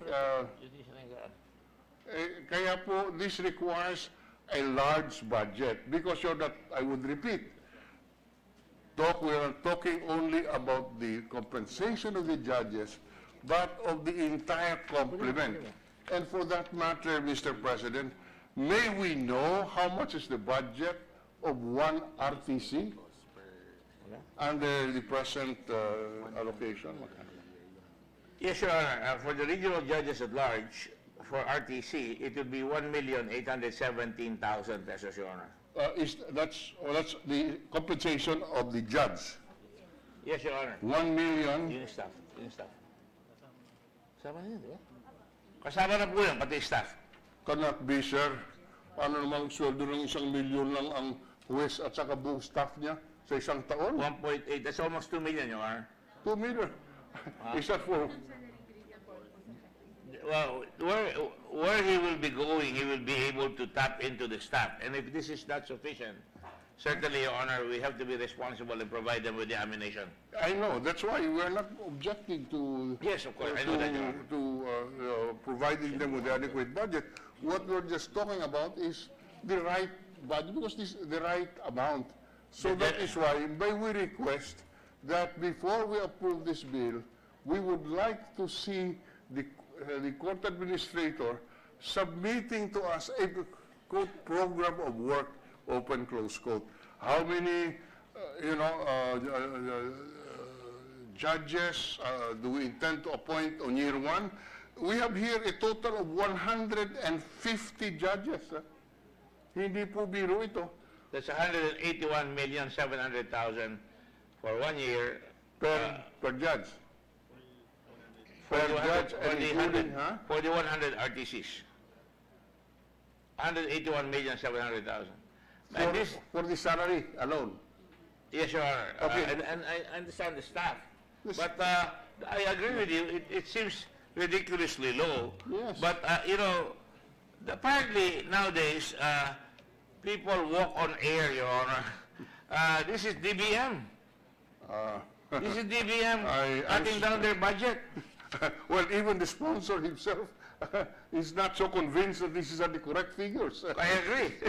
So, again, I go back. May we request? We will do that, Your Honor. Set our attention to the ladies' bill. We want to have a... Okay. It's not correct, Your Honor. Apparently, I've been told that this has no staff, and the staff will have to come from the current plantilla of the judges in the area. So again, I'm not even convinced about that because it's going to add more pressure. to the staff. I think they will need the staff, as far as I'm concerned. Are we saying that they will not provide for staff? They are not provided with staff by the DBM, so how can the judges function? They will borrow the staff of the area where they're at, and I think that's not practicable.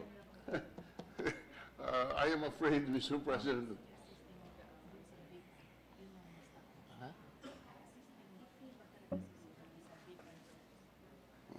When they assist on the vacant or the caseload that has not been attended to, the staff will support.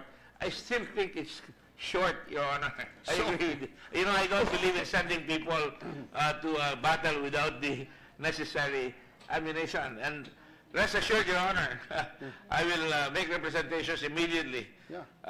Hopefully, by the weekend, we should be able to get some results. Your Honor. Yes, so that when we put this bill on the floor again next week, we will have some data which we can work on and craft the provisions accordingly. We cannot put in the budget for 150 judges all in 1 year to be hired, given the fact that our hiring capability is certainly not the most ideal. You know, Your Honor, let me just go to another path related to this. We're being asked to fund the retirement, the survivorship benefits, Your Honor, and I don't know where we're going to get the money. And then I just found out that they have done it already for other constitutional officers. I don't know where they're going to get the money. They get the money. Certainly, this is where we need it, Your Honor. And as you saw the other day, when we were doing the minors in conflict with the law, again, we need resources for their halfway houses, for training, and it's tomorrow we'll be meeting with the whole caboodle and see where we can go. You know, I have a good mind to really try and get the budget and maybe the executive secretary in on this if they really are serious. If they're not serious, then how can we work under this situation? I mean, I'm used to getting assignments in the country where the budget was not existed, but then at least I could mobilize volunteers. But Your Honor, I don't know whether we can do the same thing. It really is pathetic that we have so much money, for example, provided for the tobacco monopoly. I understand. I just found out now, and I'm chagrined, quite frankly, that we cannot provide the resources for judges in this country, which is the bane of our problems. So, okay, Mr. President, continuing. What is the length of the temporary appointment of the temporary judges? They will be there for so long as the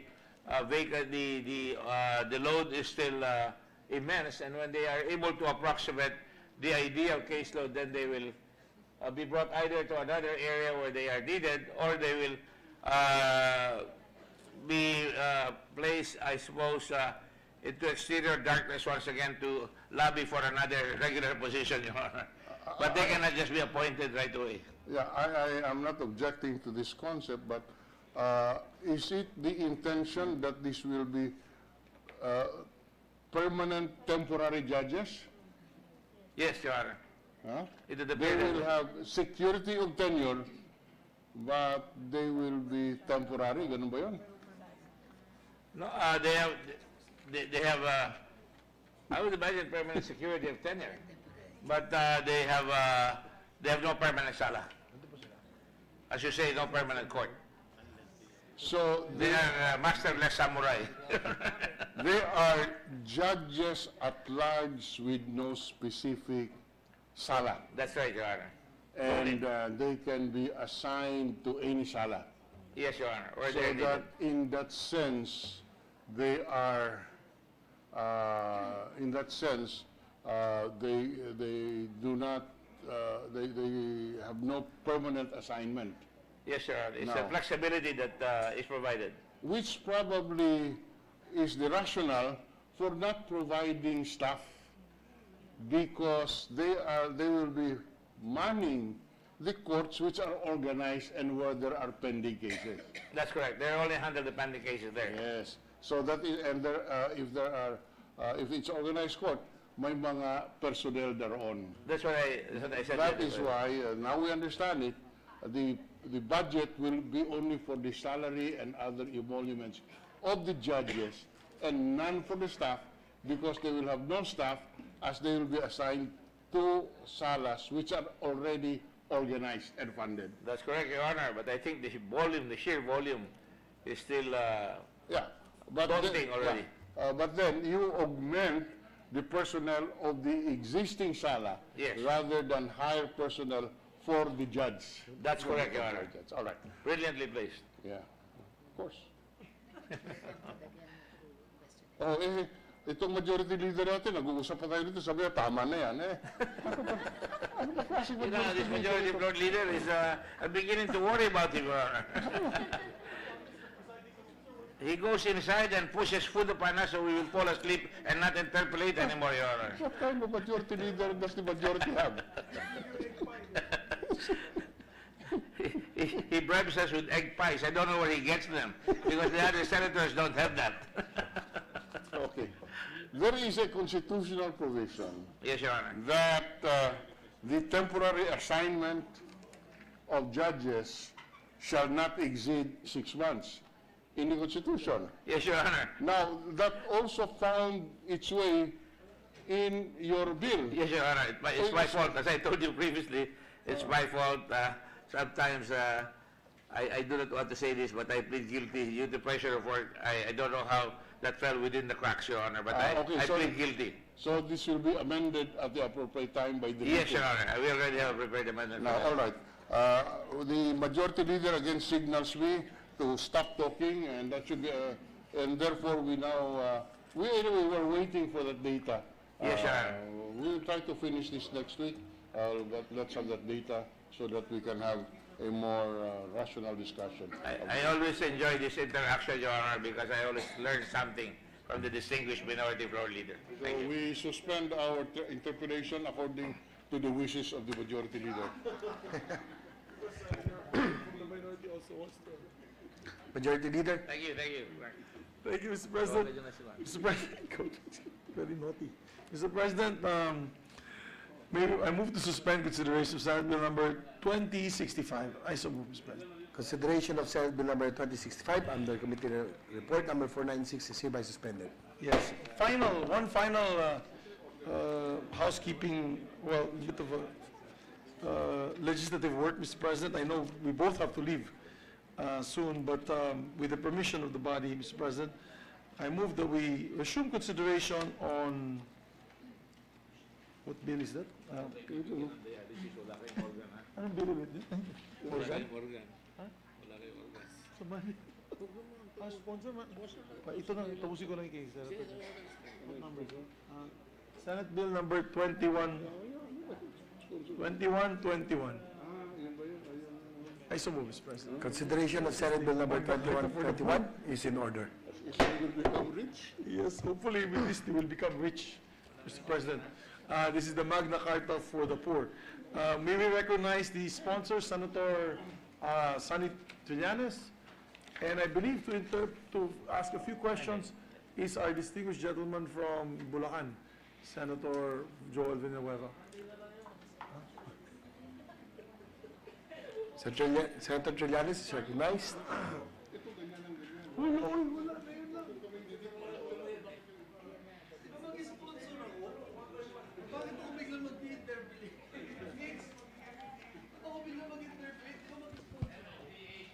Hindi, ito.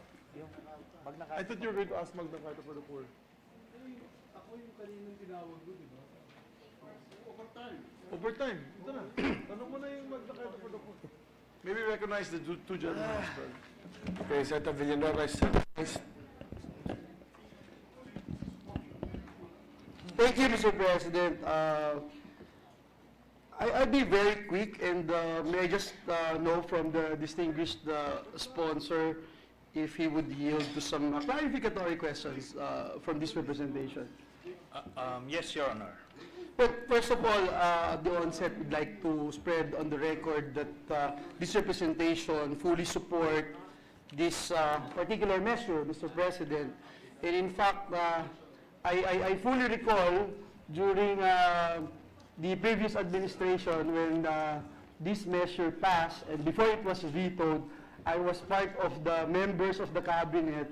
It was asked to go to Malacañang and explain as to how are we going to implement the said measure. And the main focus then of our meeting is to ensure that it will not create some sort of false hopes to our marginalized sector of society, especially for the poor.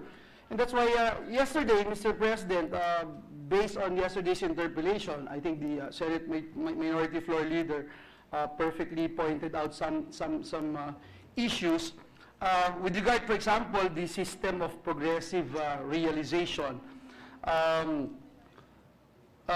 which ensures that the implementation of the programs will be, as mentioned by the good sponsor, gradual and dependent on the availability of funds. And am I correct to state that for the record, Mr. President? Yes, Mr. President. So as to prevent precisely the creation of false hopes and that certain sectors would immediately demand for allocation of certain funds, this term has been coined by the United Nations to make sure that while the ideals have been set, the use of the term progressive realization means that the implementation would be gradual and phased out, Mr. President. Thank you for that, Mr. President. And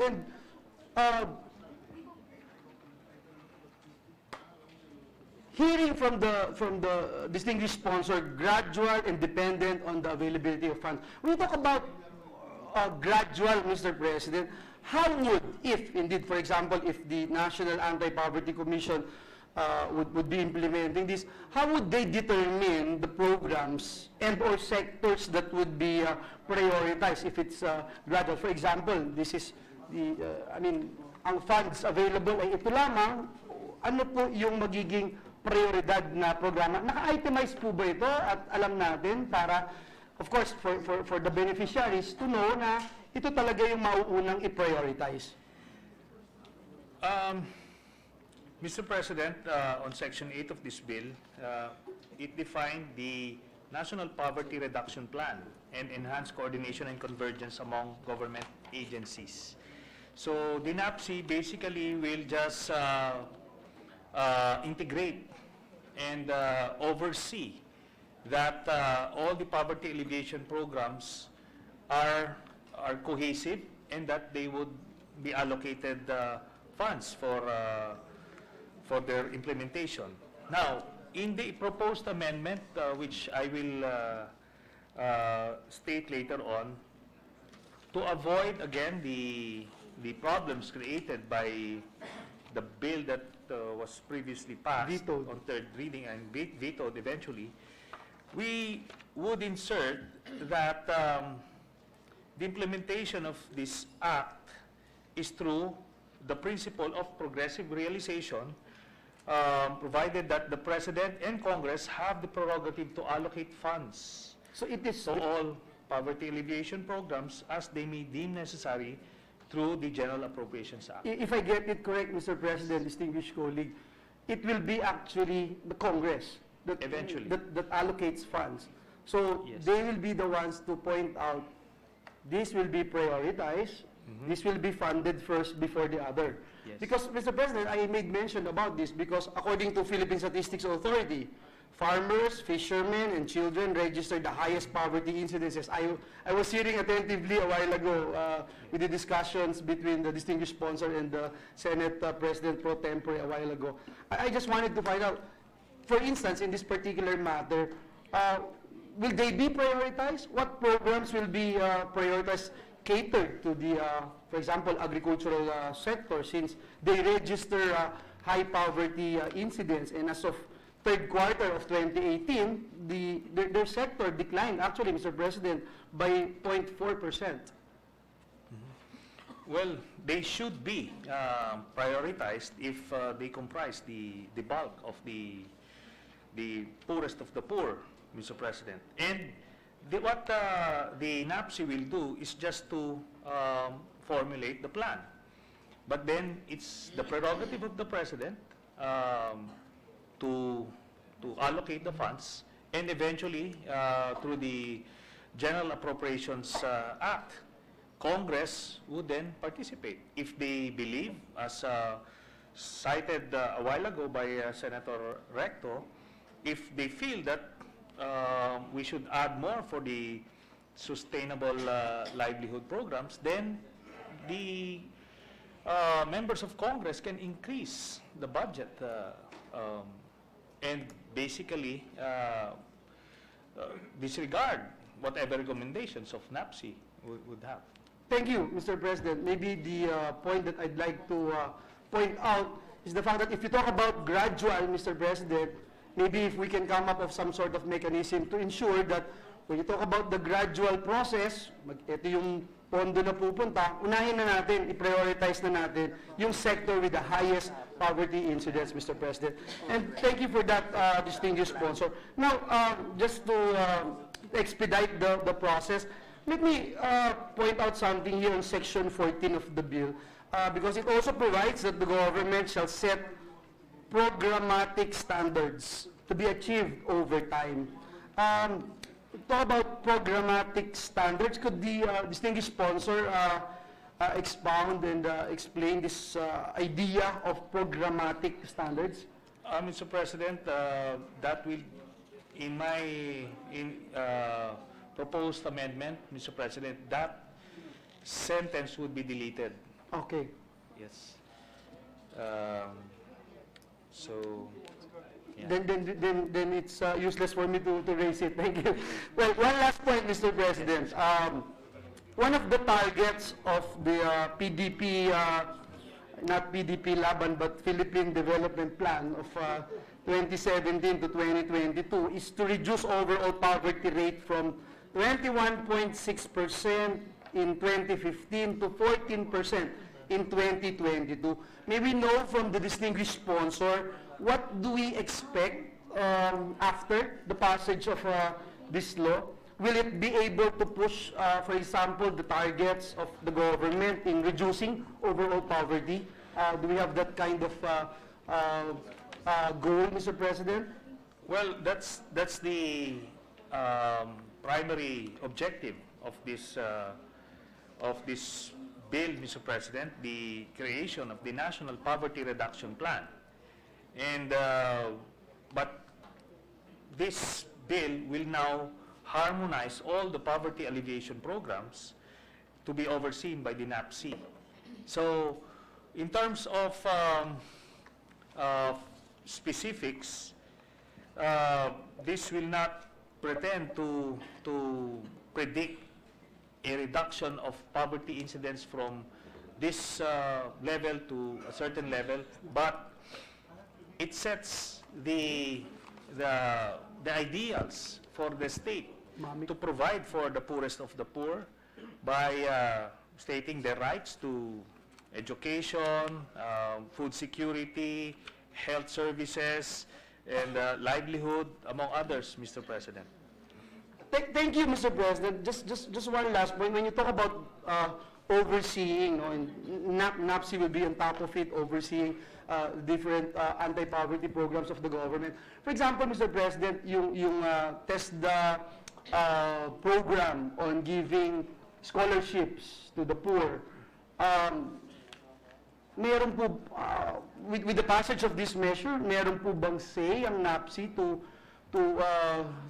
even inform or ask TESDA to focus in these particular areas wherein high poverty, meron pong high poverty incidence, Mr. President? Yes, Mr. President, they will work together so that the technical assistance or the data could be provided by NAPSI so that TESDA could be guided accordingly. And if TESDA refuse to heed the request of NAPSI that this is indeed the best part of the country where you need to implement these programs, what would happen, Mr. President?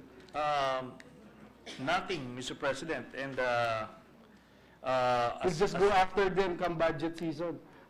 Yes, Mr. President, and eventually they become the testaman. Well, thank you, Mr. President. Distinguished gentleman from Zambales is already making a lot of signs, wonders, and miracles. Let me just point out again and spread into the records that this representation fully support the distinguished sponsor in this particular measure. And if it is okay also with the sponsor, that this representation be made co-author of this measure. Again, thank you to the gentleman from Bicol, and thank you, Mr. President. Thank you, Mr. President. Majority Leader. Thank you, Mr. President. Mr. President, no other members wish to interpolate the measure. This is a very laudable effort, the Magna Carta for the poor. Hopefully we'll make our poor people rich. That's the idea. We'll give them an opportunity to be able to become middle class and upper middle class and be able to come out from the rut that they're in and the system to get out of poverty. Mr. President, with the permission of, I don't know if I made a motion earlier or I asked to put on record that us be made a co-author and co-sponsor. I think we did earlier, together with when Senator Sani Angara was sponsoring the measure. Just a reminder if I could be made also a co-sponsor and co-author. Mr. President, I move that we close the period of interpellation on this measure. I so move, Mr. President. Is there any objection? There being none, period of interpellation of the said measure is in order. Mr. President, move that we open the period of amendments. Is there any objection? There being none, period of amendments is in order. Mr. President, Mr. President, may we recognize the sponsor for the... Senator Trillanes is recognized. Mr. President, there are no committee amendments. I move that we close the period of committee amendments. Is there any objection? There being none, period of committee amendment is hereby closed. I move to open the period of individual amendments. Is there an objection? There being none, period of individual amendments is open.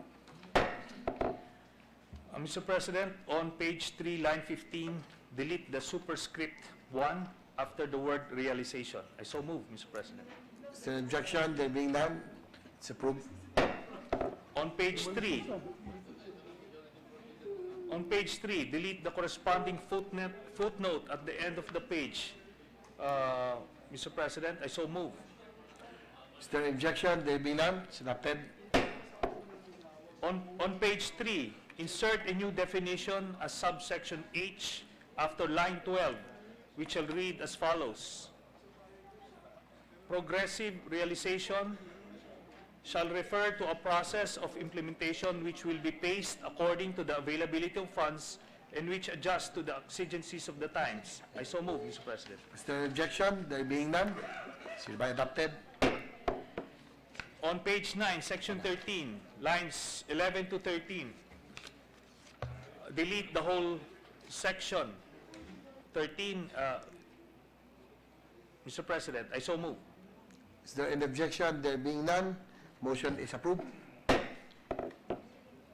On page 9, section 14, line 15, insert the following sentence before the word nothing.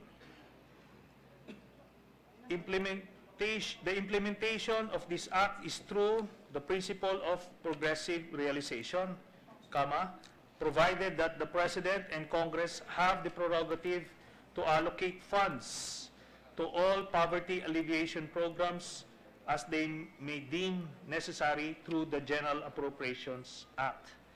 I so move, Mr. President. Is there an objection? There being none, motion is approved. On page 9, lines 17 to 25, delete the following.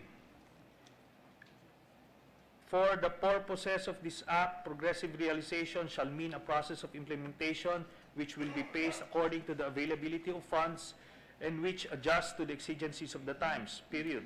The government shall set programmatic standards to be achieved over time depending upon the availability of necessary resources and in consideration of economic resource constraints, period.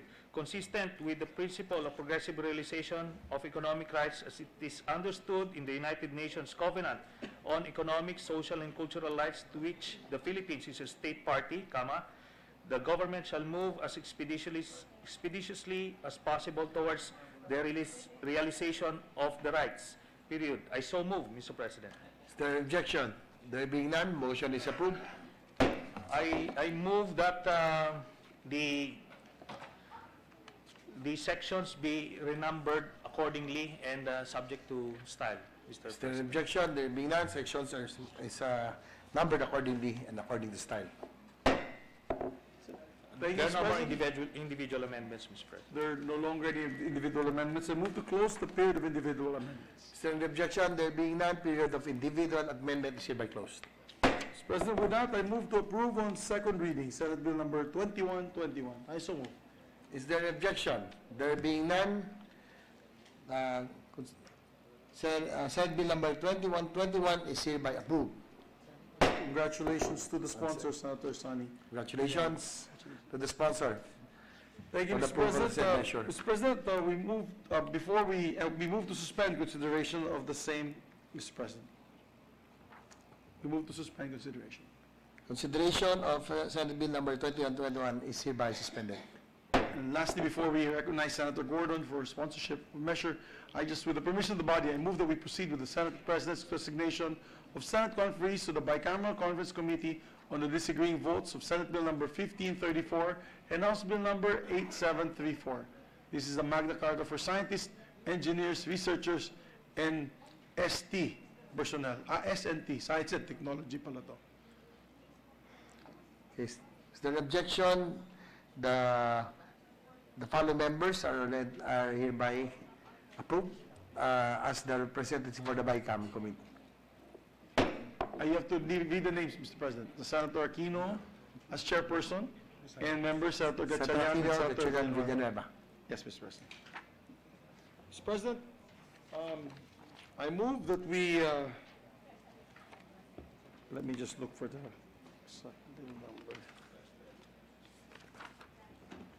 What page?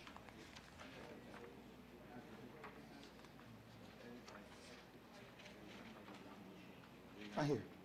Mr. President, I move to transfer the calendar ordinary business to the calendar for special orders, Senate Bill number 2165. I so move, Mr. President. Is there any objection? There being none, motion is approved. Mr. President, I move that we consider Senate Bill number 2165. I so move. Is there an objection? There being none, consideration of the said measure is in order. May we ask the Secretary to read the title?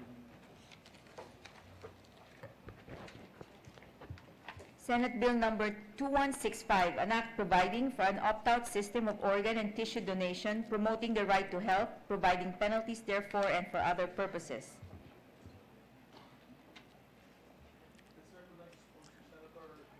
Senator Gordon, the sponsor of the said measure, is recognized. Thank you, Mr. President, and good evening to everyone once again. Distinguished colleagues, I stand here today. I'm very honored to sponsor the Senate Bill number 2165 and the Committee Report number 553 entitled An Act Providing for an Opt-out System of Organ and Tissue Donation, Promoting the Right to Health, Providing Penalties Therefore, and for other purposes. Mr. President, we are all aware that the Constitution states that the state shall protect and promote the right to health of the people and instill health consciousness among them. That's Article 2, Section 15 of the 1987 Constitution. Many people in this country are suffering because of organ and tissue malfunction, especially those with end-stage renal failure, Your Honor, or renal disease. At any time, there are about 35,000 people being debilitated by dialysis treatment and cannot find work because they have to stay in the saddle 3 days a week and are being interdicted by a tremendous cost of funding, especially since PhilHealth only allows 90 sessions of support, whereas every dialysis patient needs 156. So pagka mga 89 na yan, kinakabahan na yan, or 85, kinakabahan na yan, maghahanap na ng pera kung saan kukuha ng pan-dialysis. Apart from that, Mr. President, one of the leading causes of death in our country is kidney failure. Would you believe that one Filipino develops chronic renal failure every hour, or about 120 Filipinos per billion population per year? In 2017, 70,000 patients are on dialysis. Mr. President, this is a big drain on PhilHealth. Many may not realize this, but dialysis is a crippling procedure. A good friend once told me, pag ikaw pumasok sa dialysis treatment, papasok ka ng mayaman, lalabas ka ng mahirap. At hindi ka pa nakakasiguradong mabubuhay ka. Pero paano po yung mahirap na pagpasok pa lang ay mahirap na? That is why we need more organ and tissue donors for transplantation. Not only will the expenses be lessened and a person's quality of life be improved, makakapagtrabaho siya kung wala na siyang dialysis. Hindi katulad ngayon, 4 na oras o 5 oras nakaposas doon sa silya ng dialysis. At pati yung anak niya, pagka kinakapos, hindi na makapag-aral dahil sa gastusin. Ang life expenses will have about 17 to 20 years kung sila ay magkakaroon ng transplant, which we're proposing, while somebody on dialysis would only survive an average of 5 to 7 years. Thus, the proposed measure seeks to establish an opt-out system of organ donation for Filipinos, where a person shall automatically donate his or her organs and tissues upon death, or in this measure defined as brain death, in accordance to the critical criteria provided by the Philippine Neurological Association, unless he or she objects to the donation. The person who wishes to object may do so by registering his objection with the DOH, PhilNOS, or with the following agencies or departments: Land Transportation Office, Government Service Insurance System, Social Security System, PhilHealth Insurance, Corporation Commission Elections, and such other departments or agencies assigned by the PSA, and this can be reflected in the national ID system. Such objection, Mr. President, shall be recorded real time, and a card shall immediately be issued as proof of the objection. Moreover, there shall be no presumed consent of such donation among Filipinos below 18 years of age or incompetent and foreigners. The measure, among others, also ensures that the allocation of organs and tissues retrieved for transplantation shall be based on matching and other circumstances, as may be determined by DOH and DOH PhilNOS organ and tissue retrieval teams shall also be established in hospitals in accordance with this measure. Sa kasalukuyan po, yung mayaman may laban, nakakabili ng organ. Pumipila dun sa ating mga informal settlers areas at nagbabayad hanggang 75 to hanggang 450,000. Ito mawawala po yan pagka meron na yan sapagkat dadami ang available transplant ng organs. To ensure awareness, public education and information campaigns shall be conducted, and of course, this will help inform locally and nationally our people. Mr. President, advertisements on print, television, and internet, among others, shall be made. Seminars and training shall also be done among clinical staff and the rest of the public.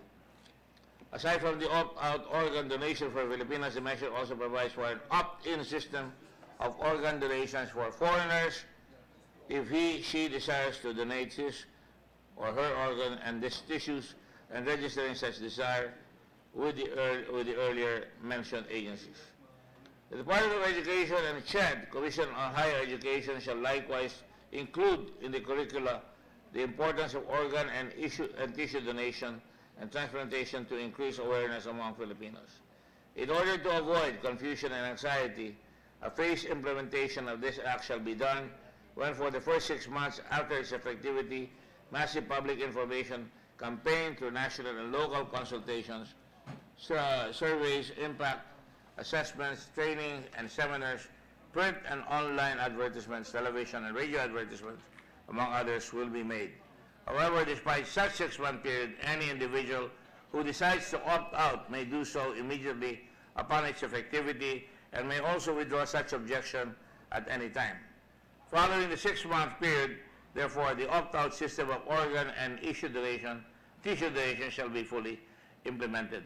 This means, Mr. President, pati cornea sa mata, marami nabubulag, pwede lang kunin yung cornea ng taong namatay at pwede ibigay.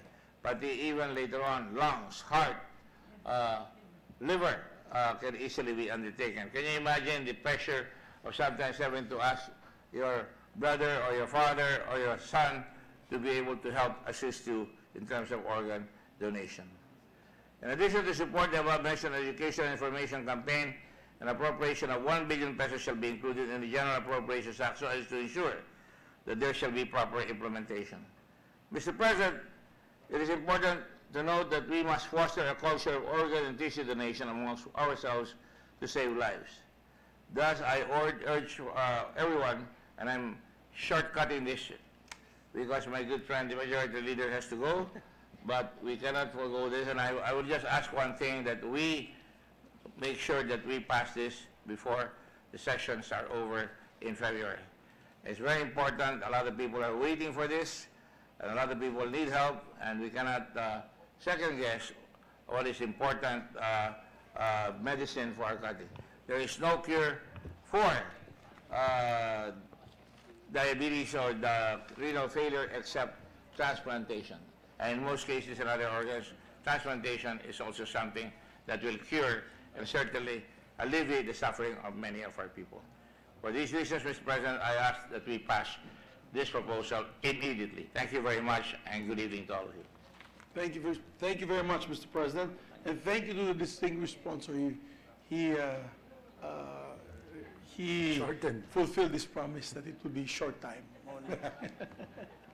Thank you, Mr. President. It is a laudable measure, and no other person greater, or no other person knows this problem greater than this gentleman himself, being the chairperson of the Philippine Red Cross, where every day he's bombarded with requests for help, either dialysis or blood and organ donations. So, Mr. President, to allow our colleagues to study this further, I promise the good gentleman from Zambales, it will be in the priority agenda every day until we finish. Mr. President, I move to suspend consideration of Senate Bill number 2165. I so move. Consideration of Senate Bill number 2165 is hereby suspended. Thank you, Mr. President. Mr. President, I move that we adjourn session until 3 o'clock in the afternoon, Monday, January 28, 2019. I so move. Is there an objection? There being none, the session is adjourned until 3 o'clock in the afternoon of Monday, January 28, 2019. Thank you very much, Mr. President. Okay.